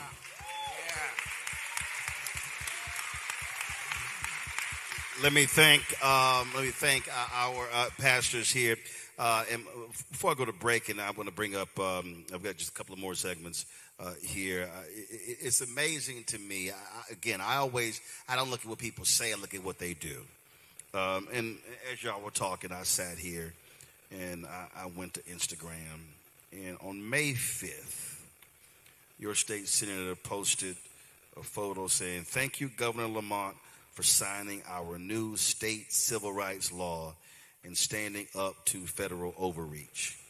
And I would say you cannot be credible praising the signing of a civil rights law if you're standing in the way of your own district's kids being taught. What that says to me is that you don't actually support civil rights, because a proper education is also civil rights. It is, education has an economic outcome. This cannot be denied. So I don't make any excuses whatsoever, and he needs to answer this. And Senator Lesner needs to understand, we're going to call your office every day. He needs to understand I've got 5 million social media followers, and I'm going to gladly put your photo on all of my pages, put your email on all of my pages, put your phone number on all of my pages, and you are going to have to answer, why are you standing in the way of educational progress for Black and Latino kids in this city? And last point, he posted on May 4th that he brought $8 million to Middletown, $2.7 million to Rocky Hill, $1.5 million to Newington, $746,000 to Weathersfield, $573,000 to Cromwell. He listed a total of $128 million. First of all, I don't know how he got $128 million, because $8 million plus 2.7 is 10.7, plus 1.5 is 12.2. 746,000 is 12.9, and another 573 comes to 13.4. Not quite sure how we got to 120 million, but this is what I find to be interesting. He said, quote, "I'm thrilled to report that our state budget has secured a historic investment in the towns of the 9th Senate District. This funding makes our towns more affordable, invests in our schools, and supports seniors and people with disabilities." Except there's a few million that was left out that should be in here if he wasn't standing in the way. Let me thank our panel. Quick break. Going to come back and talk to a couple of co-chairs at Capitol Prep. You're watching Roland Martin Unfiltered on the Black Star Network.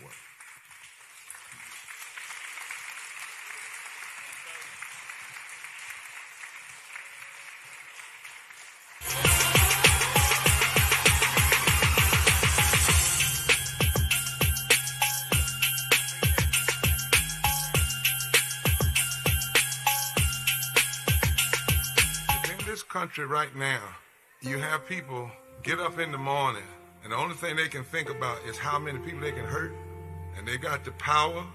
That's the time for mourning. For better or worse, what makes America special, it's that legal system that's supposed to protect minorities from the tyranny of the majority. We are at a point of a moral emergency.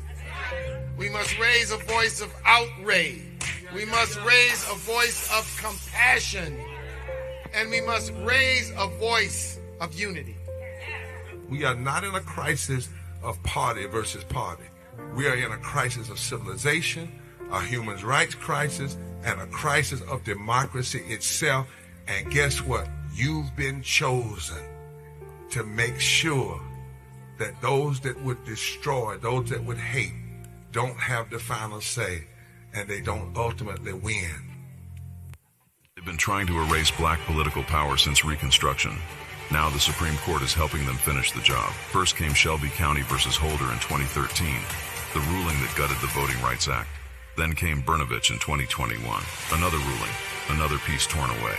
Now comes Calais, the case civil rights leaders warned could cripple the last major federal protection against racial vote dilution, and within days, Tennessee eliminated its only majority black congressional district. Louisiana, South Carolina, Alabama. The same strategy is spreading across the South. The old Jim Crow used poll taxes and literacy tests.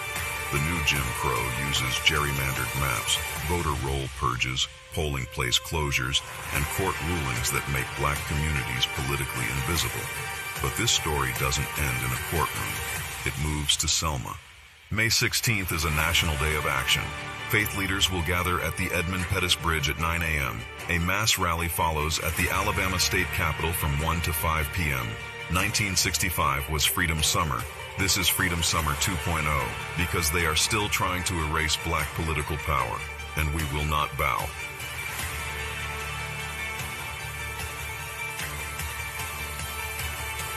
Hey, I'm Malcolm Lee, and you're watching the Black Star Network.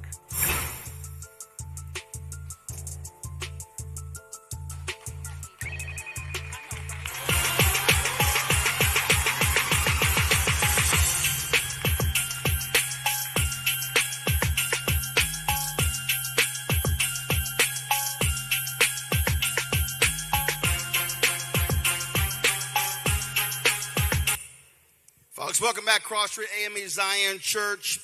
Joining us now, Michelle Clay, co-chair, Capitol Prep Middletown Planning Committee. Yvette Highsmith, founding member of the Capitol Prep Middletown Planning Committee. Glad to have both of y'all here. All right, so talk about this planning committee. How long have y'all been active, and how's it been going? So we started the planning committee in early 2023. And, but the planning for Capitol Prep Middletown actually happened 20 years ago, because when Dr. Perry opened Capitol Prep in Hartford, everybody here in Middletown was not happy about that. And we did not understand why he went up 91 North to open a school when we knew that we needed that option here in Middletown. So the seed was planted then. Now, what you're really saying is y'all were cussing him out for 20 Basically. years.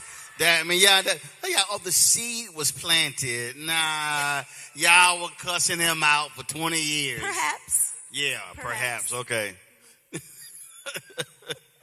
Why you still eyeballing him now? Why you looking like that? Because it was the audacity.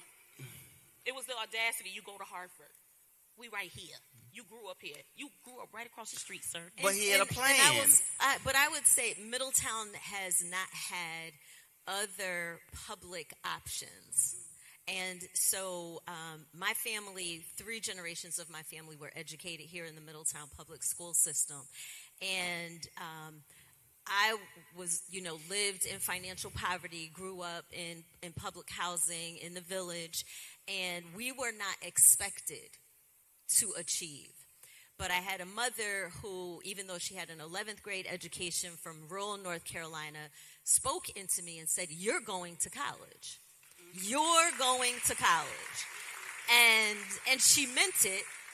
And but I had guidance counselors who, because I did not have Mr. Saunders, who said to me, maybe you want to think about another option. How is your family going to pay for college? How are you? Yeah, you have the grades. They're throwing doubt. Just throwing doubt. Not affirming, doubt. But I had a mother who was there and said, you don't listen to them, you're going to college.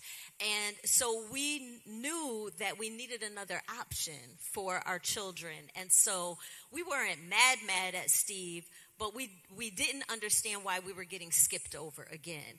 And so fast forward to 2023, we didn't understand why we're getting skipped over again.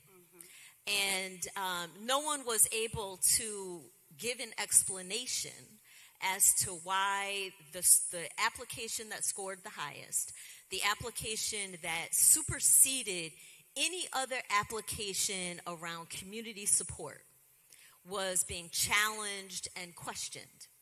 And we are not settling for that. It's long over in our community being skipped over. See, that for me is probably the thing that ticks me off the most. Agreed. You can't even give an answer. Agreed. They've never given an answer. And I saw the video with Dr. Perry, who was at the Capitol. And I want to be clear about something. People always seem to have a problem with Dr. Perry. And it's not about Dr. Perry. Oh, I'm familiar with that. Okay. But at the end of the day, as all of our clergy said, this is about our kids. And he is always fighting at the Capitol, whether it's for teachers or illuminators. That's what they call them at Capitol Prep. He is forever on that Capitol. And he has a video on his phone where he actually was trying to get a direct answer from Senator Lesser. And it was like, I didn't, no, I didn't say that. And it's like, either you do and either you don't. And I've had people say, at the Capitol, I support Capitol Prep, but I got to work from behind the scenes. So one thing y'all probably don't realize about me is you ain't got to tell me what to do come November. I done already drew the line. Either you support it or you don't. Now November is the general. It's a primary before that, right? Right. You ain't got to tell me what I'm going to do come the primary, and you ain't got to tell me what I have to do in the general election. I've been drew the line. Don't tell me, I got to work behind the scenes. If you can't stand 10 toes down and say, I support Capitol Prep or I don't support Capitol Prep and give a reason, then it ain't too much we got to talk about. This is not rocket science. Well, that was to pick up on your point. There's a phenomenal book, and I guarantee you I have sold more copies of this man's book than he has sold. And I've been trying to interview him, James D. Anderson. I know you're working on a new book, but you need to come do the interview. So James D. Anderson wrote a book called The Education of Blacks in the South, 1860 to 1935. It's a fascinating book. And one of the things, what you just talked about with your mother, the period when slavery ended, there was an absolute fervor for education among African Americans. Formerly enslaved people of African descent figured out real quick that if they could kill us for reading, it must be something that is so powerful about an education. When you quoted Frederick Douglass, the overseer's wife, the master's wife, something so powerful.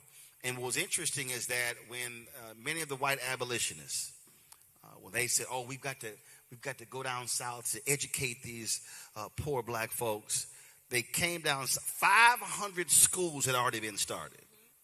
In fact, he details in this book that freed slaves really created collective bargaining, because when these white plantation owners wanted them to sharecrop, some of them negotiated the building of a school on the plantation because they said our kids not going to be out here picking crops all day.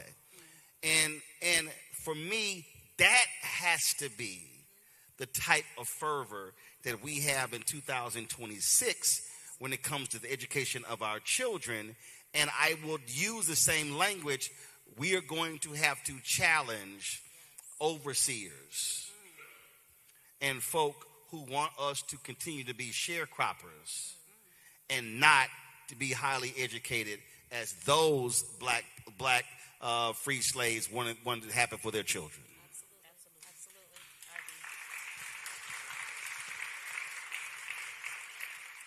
One of the things that has baffled me about this whole situation is you cannot argue the data.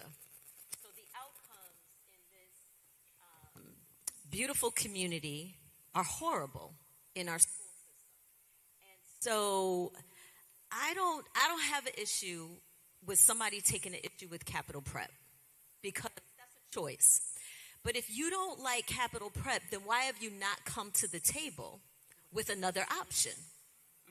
But here's my whole deal. This ain't even about not liking capital prep.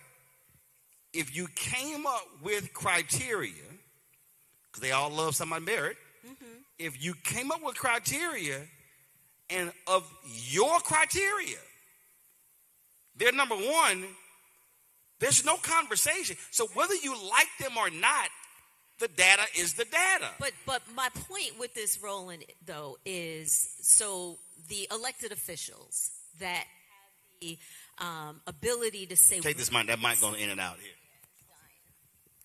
The ones who have the ability to say what gets on the budget and what doesn't.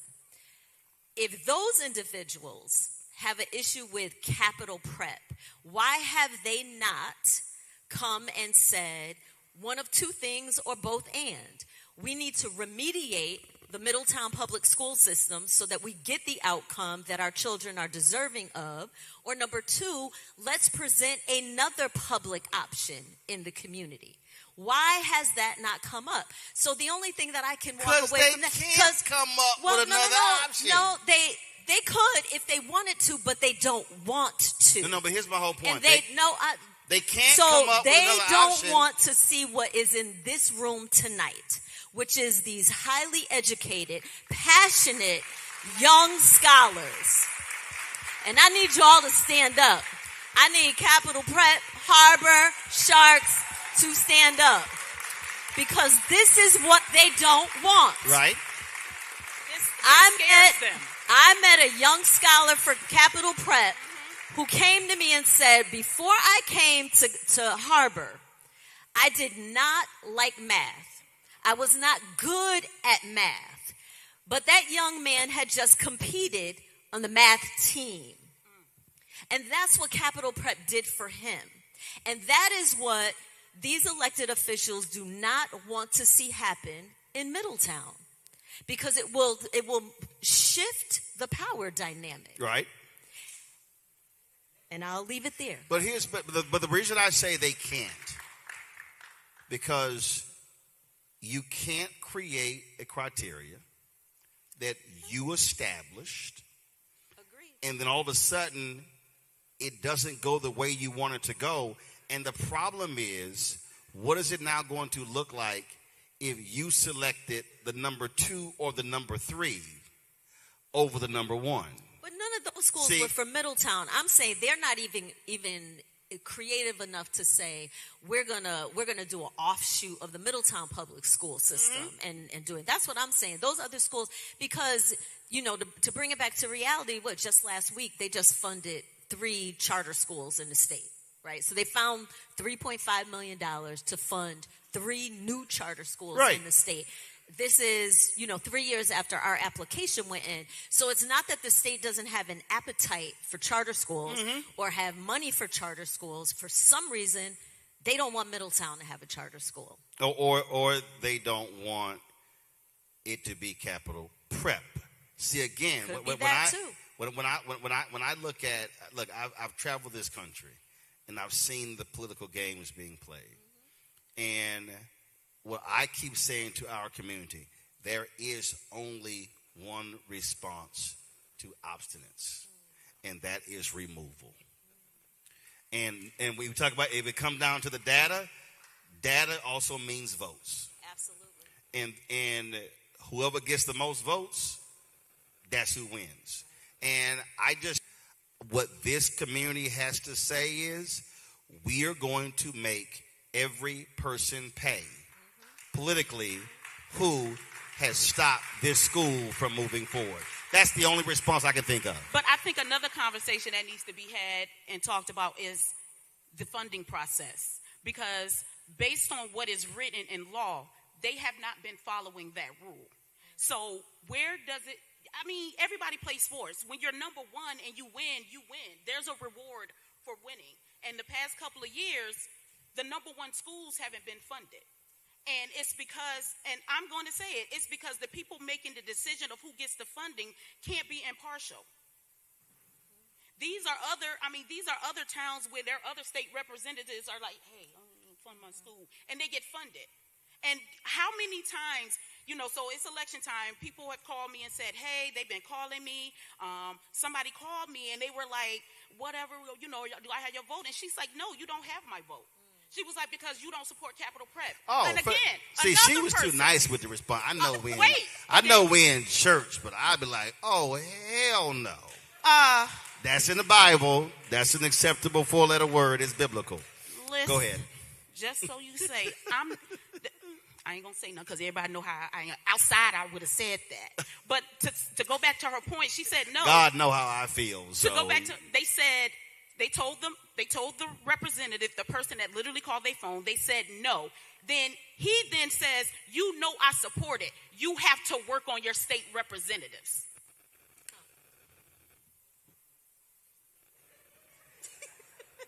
And also, if you the governor, come out publicly and campaign hard for it. How about if you so that was the governor? She said it was the governor. So I will say this here. If Governor Ned Lamont support this, then Ned Lamont should come to Middletown and do a town hall. Right. Is he running again? Yes. Oh, he on the ballot too? Yes. Oh, absolutely. Y'all, I'll be, as Bernie Mac said, cut him to the white meat. I'm serious. I'm telling you, the only way you get the attention of elected officials is with the power of the vote. That is the only thing that you have to hold them in check. It's the vote. It's that. That's what it is. Final comment. You want me to just, okay. I think that the education of our children is critical, now more than ever. And so as a community, we really have to continue to rally behind this. We should never have somebody like Richard sitting up here and rattling off how poorly Middletown is performing. We are better than that. Our children deserve better than that. And no one but us is going to ensure that they have the future that they are entitled to.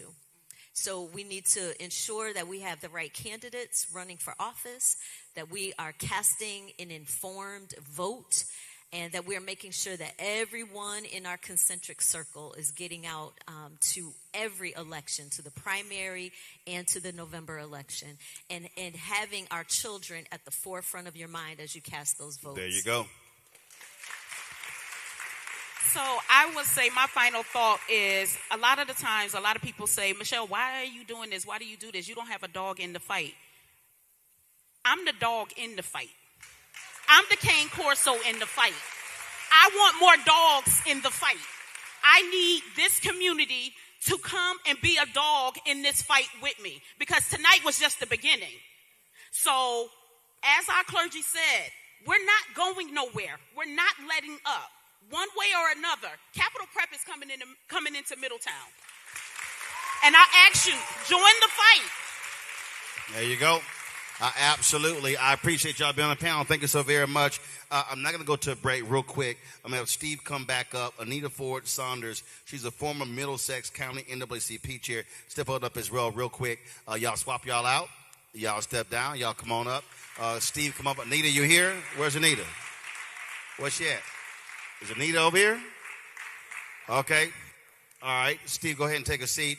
This is going to be our final segment here. Because one of the reasons why I wanted to ask Anita, so take a seat, former Middlesex County NAACP chair, and also I'm totally transparent. You run for office, right? No, first of all, baby, this is my show. Don't look at it over there. This is my show. Yes.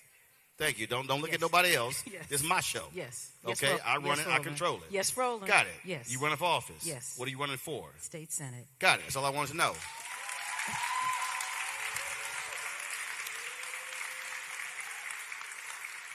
So, formerly run the NAACP, what do you see? Churches are one thing, parents are one thing. What do you see among grassroots organizations around this issue in this city? Are they mobilized? Are they focused on this issue? I think we're not mobilized enough. I think that we're focused, but because it's on an intimate basis, on a one-to-one basis, because it's one child after another child. And as being the former president of the NAACP, I cannot tell you how many times I've had parents, administrators of color call our office, call me and say, I've been harassed. I've not been dealt with fairly. Everyone from paras to custodians to administrators, heads of departments, the parents, and the young children. They're not being treated fairly, so we're always dealing with it on a more intimate basis, a one-to-one basis. So we need to mobilize. Is it because folk are afraid to be public with it? And I've experienced it in other places where folk, I don't really want to ruffle feathers. I don't really want to say anything. But my deal is, if our kids are getting screwed, you being quiet ain't helping nobody. No, it's not. It's not helping. When I'm married to the wonderful Leslie Saunders, guidance counselor to the world. Our kids went to public school. He was a public school teacher. We would tell parents, you need to make noise. I stood in the hallway and argued with the principal of the middle school, who just happens to be the mayor right now, about our son being put in AP math class. And the test scores say this, test scores say that. He argued with me, but I win that argument. Don't I win those arguments, okay? He wins. How you going to look at your husband? What are you going to say, no? I'm looking at you. I thought you looked at, he was like, yeah, she win the argument every time. Yeah, she win the argument. You weren't looking at me. You lean up, look at him like, yeah, don't I win the argument every time? Go ahead. I'm sorry. Okay. I see everything. Don't even try that. You do. And I could not wait to tell him that when he graduated from college, he graduated with an accounting degree, and he was working at Price Waterhouse. So what you're really saying is, you Queen Petty. So they call me King Petty. I'm the same way, trust me. I had a lot to say to some former teachers when I graduated from Texas A&M. Anyway, absolutely. So you're absolutely right on that mobilization part. Steve, I'm going to close this out because, June 12th and 13th, y'all pull this up. Bishop William Barber and I, we called for this in March. I moderated a panel at the Alpha Southern Regional Convention in March, and it was in Raleigh, North Carolina. And Bishop Barber and I called for 1,000 alphas to be trained in mobilization organization. But then we had brothers who were not alphas who hit us. Then we had sisters who hit us. And so we expanded this. So, folks, if you go to blackstarnetwork.com, June 12th and 13th, it's going to be a virtual online training. Bishop Barber's team, they're going to train the folks. We've already had more than 1,000 people sign up. We want another 1,000 to sign up. So if y'all go to Repairs of the Breach website or just go to blackstarnetwork.com, click the link. And the whole point is to teach people how to organize and mobilize.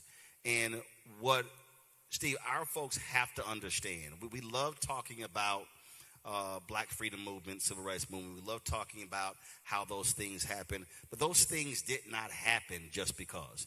They didn't happen because there were speeches. They didn't happen because there were rallies.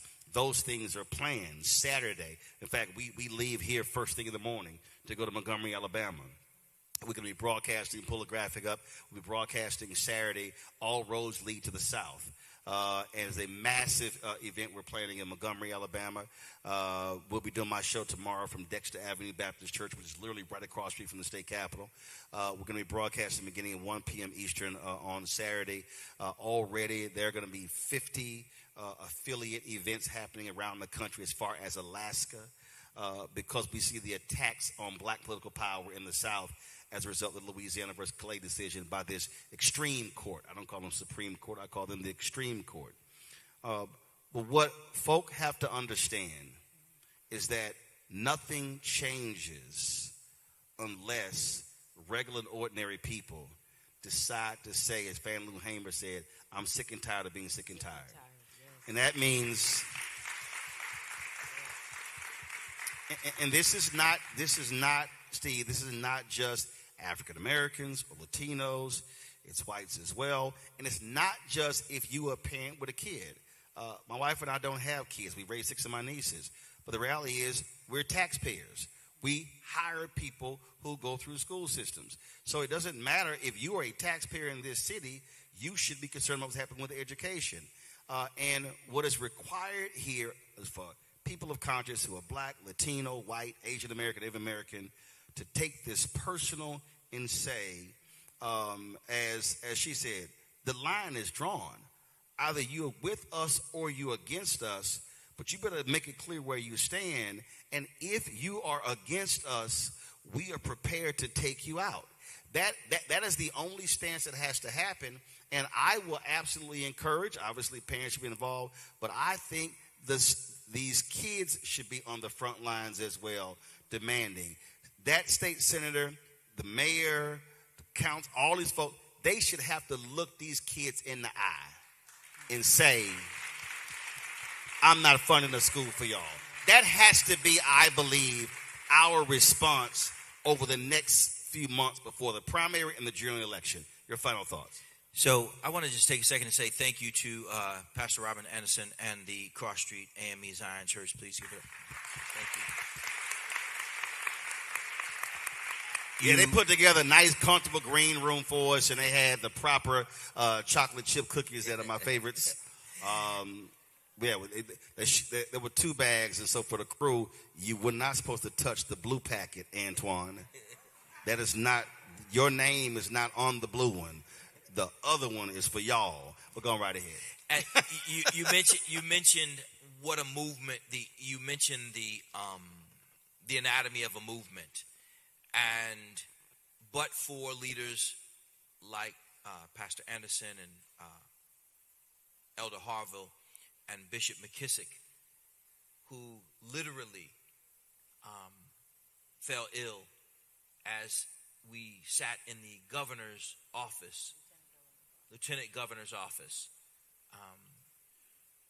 literally fell ill, life-threateningly ill, and is here still today, still in the pocket, still in the fight.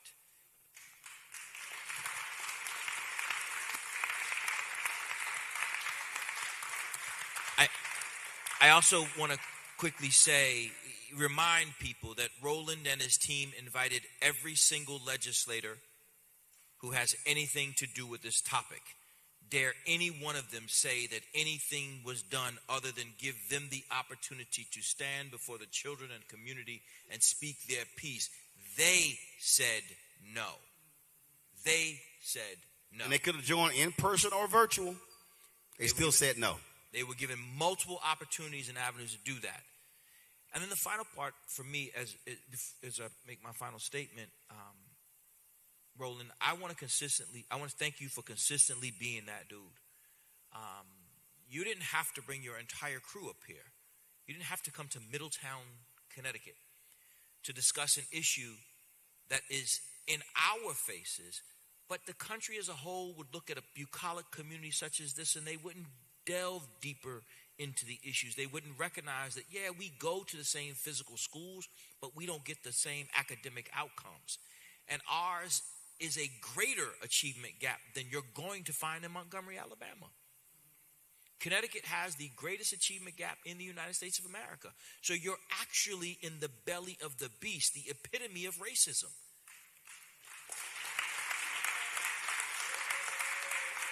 So I told our children yesterday that we wanted them to come tonight because we wanted them to understand that it's not just a theme that our school is, social justice, it is a way of living. Now, our children are here. They were supposed to leave at 8. Our children are here fighting for children they will never meet.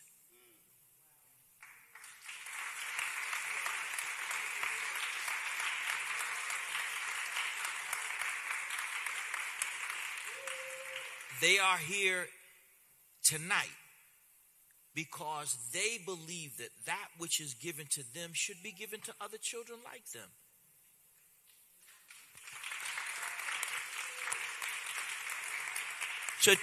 So to your point, Roland, to your point, this fight is led by the children. We have our brothers and sisters from Danbury, Connecticut here who are in the same fight, where there is a politician who is anti the black and Latin community, because you can't tell me you pro us and we ask for something from you and you tell us we can't have it. So tonight, what you have done is you have connected the proverbial dots. You have provided the United States of America and quite frankly the world, because we know you are worldwide, with a glimpse into America that America does not wish to discuss. It is all too easy. Dr. Fuller told me to read, and I am reading Jim Crow Moves North.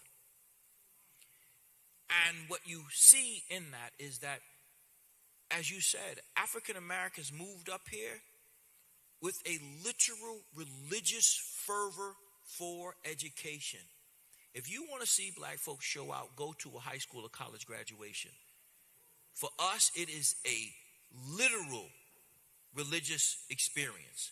Literal religious experience.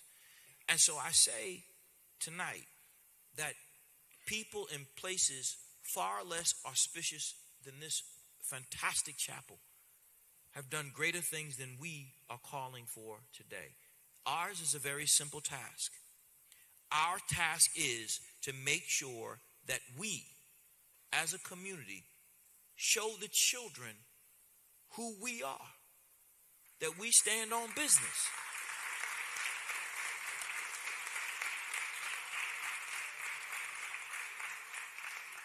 They got an hour ride back to Bridgeport, and they got to be up tight and right in the morning. If they can do this,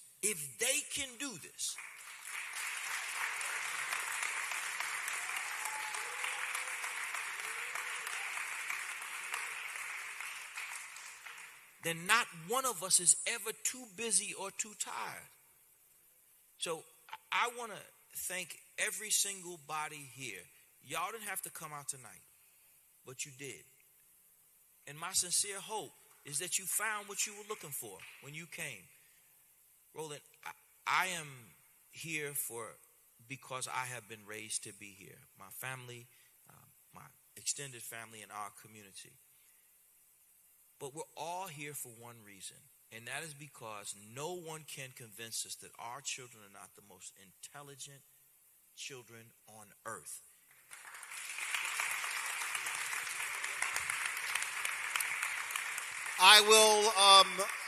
I'll close it out this way. We are 21 miles and 36 minutes away from Yale University. If you want to talk about Connecticut and its unwillingness to educate black people, understand that the nation's first HBCU was supposed to be in New Haven, Connecticut. But it was the Ivy League institution, Yale, that completely block that and shut it down from happening. What that says is that this state has a long history of trying to stop black educational advancement. You also have often heard me say that when we talk about our heroes and sheroes, we talk about A. Philip Randolph, we talk about Septima Clark and Constance Baker Motley and Diane Nash and James Bevel and Dr. King and Andrew Young and James Orange and Fred Shuttlesworth, and the list goes on and on and on. We often recite those names during MLK's birthday. We talk about it during Black History Month. We talk about these figures all the time. We talk about Bloody Sunday and the foot soldiers. We talk about the children in Birmingham. We talk about Harriet Tubman. We talk about all of these historic figures. And I dare say that whenever we do that, which we should do, what we have to recognize is that those, in all those cases, there were regular, ordinary people who chose to care enough about an issue to do extraordinary things. There were black people who washed bedpans, who folded sheets, who raised other people's children, who cut grass, and who were janitors. That's actually how the movement happened. See, you can have generals in a war. Generals create battle plans, but no general can win a war unless they have troops who are in the battle. And what I've always said,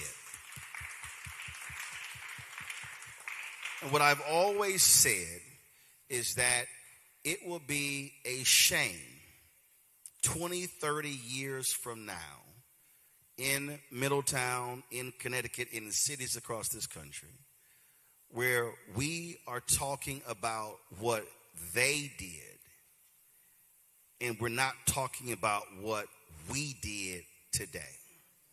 Which means that this is an opportunity for this generation. I see young folks talking about, oh, if I was alive, I wouldn't have done that. Well, now is the moment for this generation to answer that call.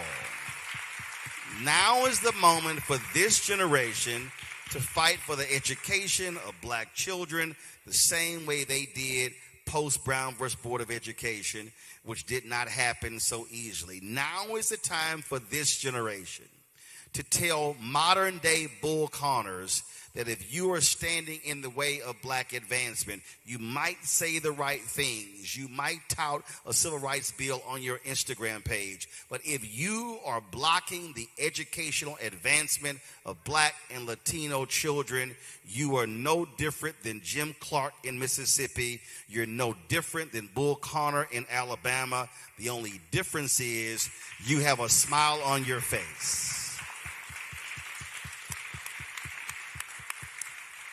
This is a moment for this generation to show folk who claim to be allies whether they are real or not.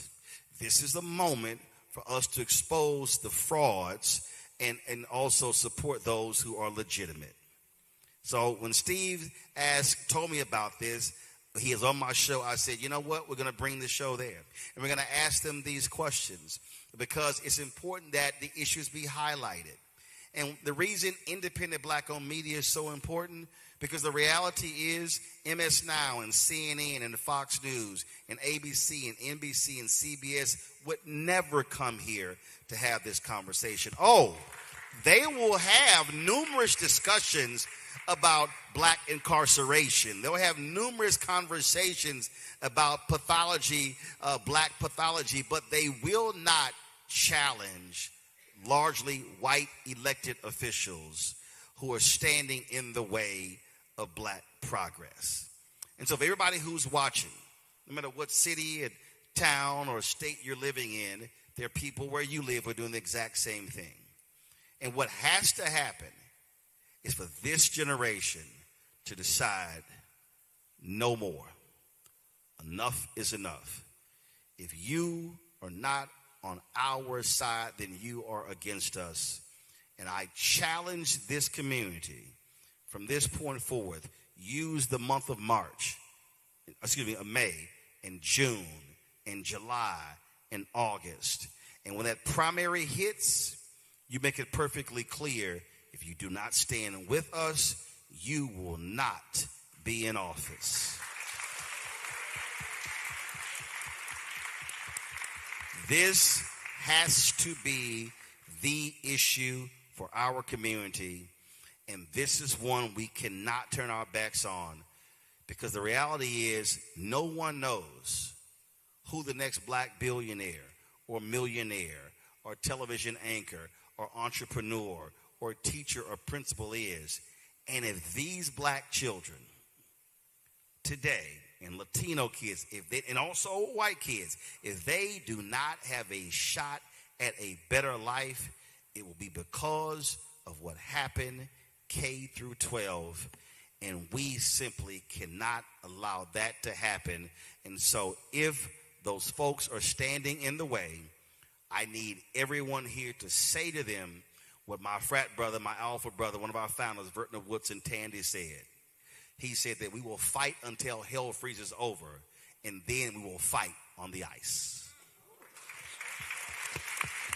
Let me thank Cross Street AME Zion Church. We thank the pastor. Let me thank Dr. Steve Perry, Capital Prep, all the students here. Y'all stand up. Give me a wide shot. Give it up for all these students, y'all. Looking great.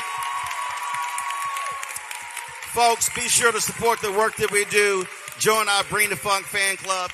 Contribute via Cash App and credit cards. Use Stripe. You see it on the screen. Also, of course, go to blackstarnetwork.com. Check your money order. Make it payable to Roland Martin Unfiltered, P.O. Box 57196, Washington, D.C. 20037-0196. PayPal is R. Martin Unfiltered. Venmo, RM Unfiltered. Zelle, Roland at RolandSMartin.com. Roland at RolandMartinUnfiltered.com. Download the Black Star Network app. Apple phone, Android phone, Apple TV, Android TV, Roku, Amazon Fire TV, Samsung Smart TV.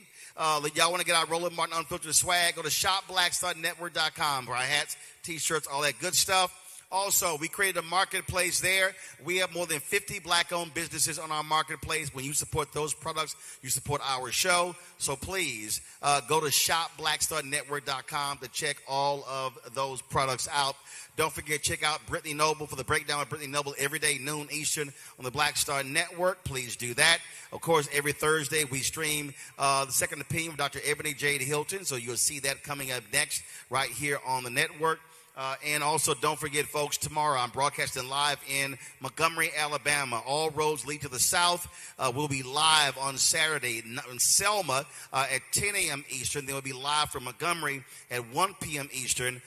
Amazing lineup of speakers are going to be there. And so we are providing the coverage, and we'll be streaming this on at least 50 other platforms of other folks as well. And so we want this to be one of the largest mobilizations ever. The whole goal of what takes place on a Saturday is to kick off Freedom Summer 2026, because we want to send a signal to these white conservative evangelical MAGA Republicans that if you want to take out black political power, we're going to take you out. And our goal is to have the largest black voter mobilization since the 1965 Voting Rights Act. So, folks, that's it. I'll see y'all tomorrow. Holla!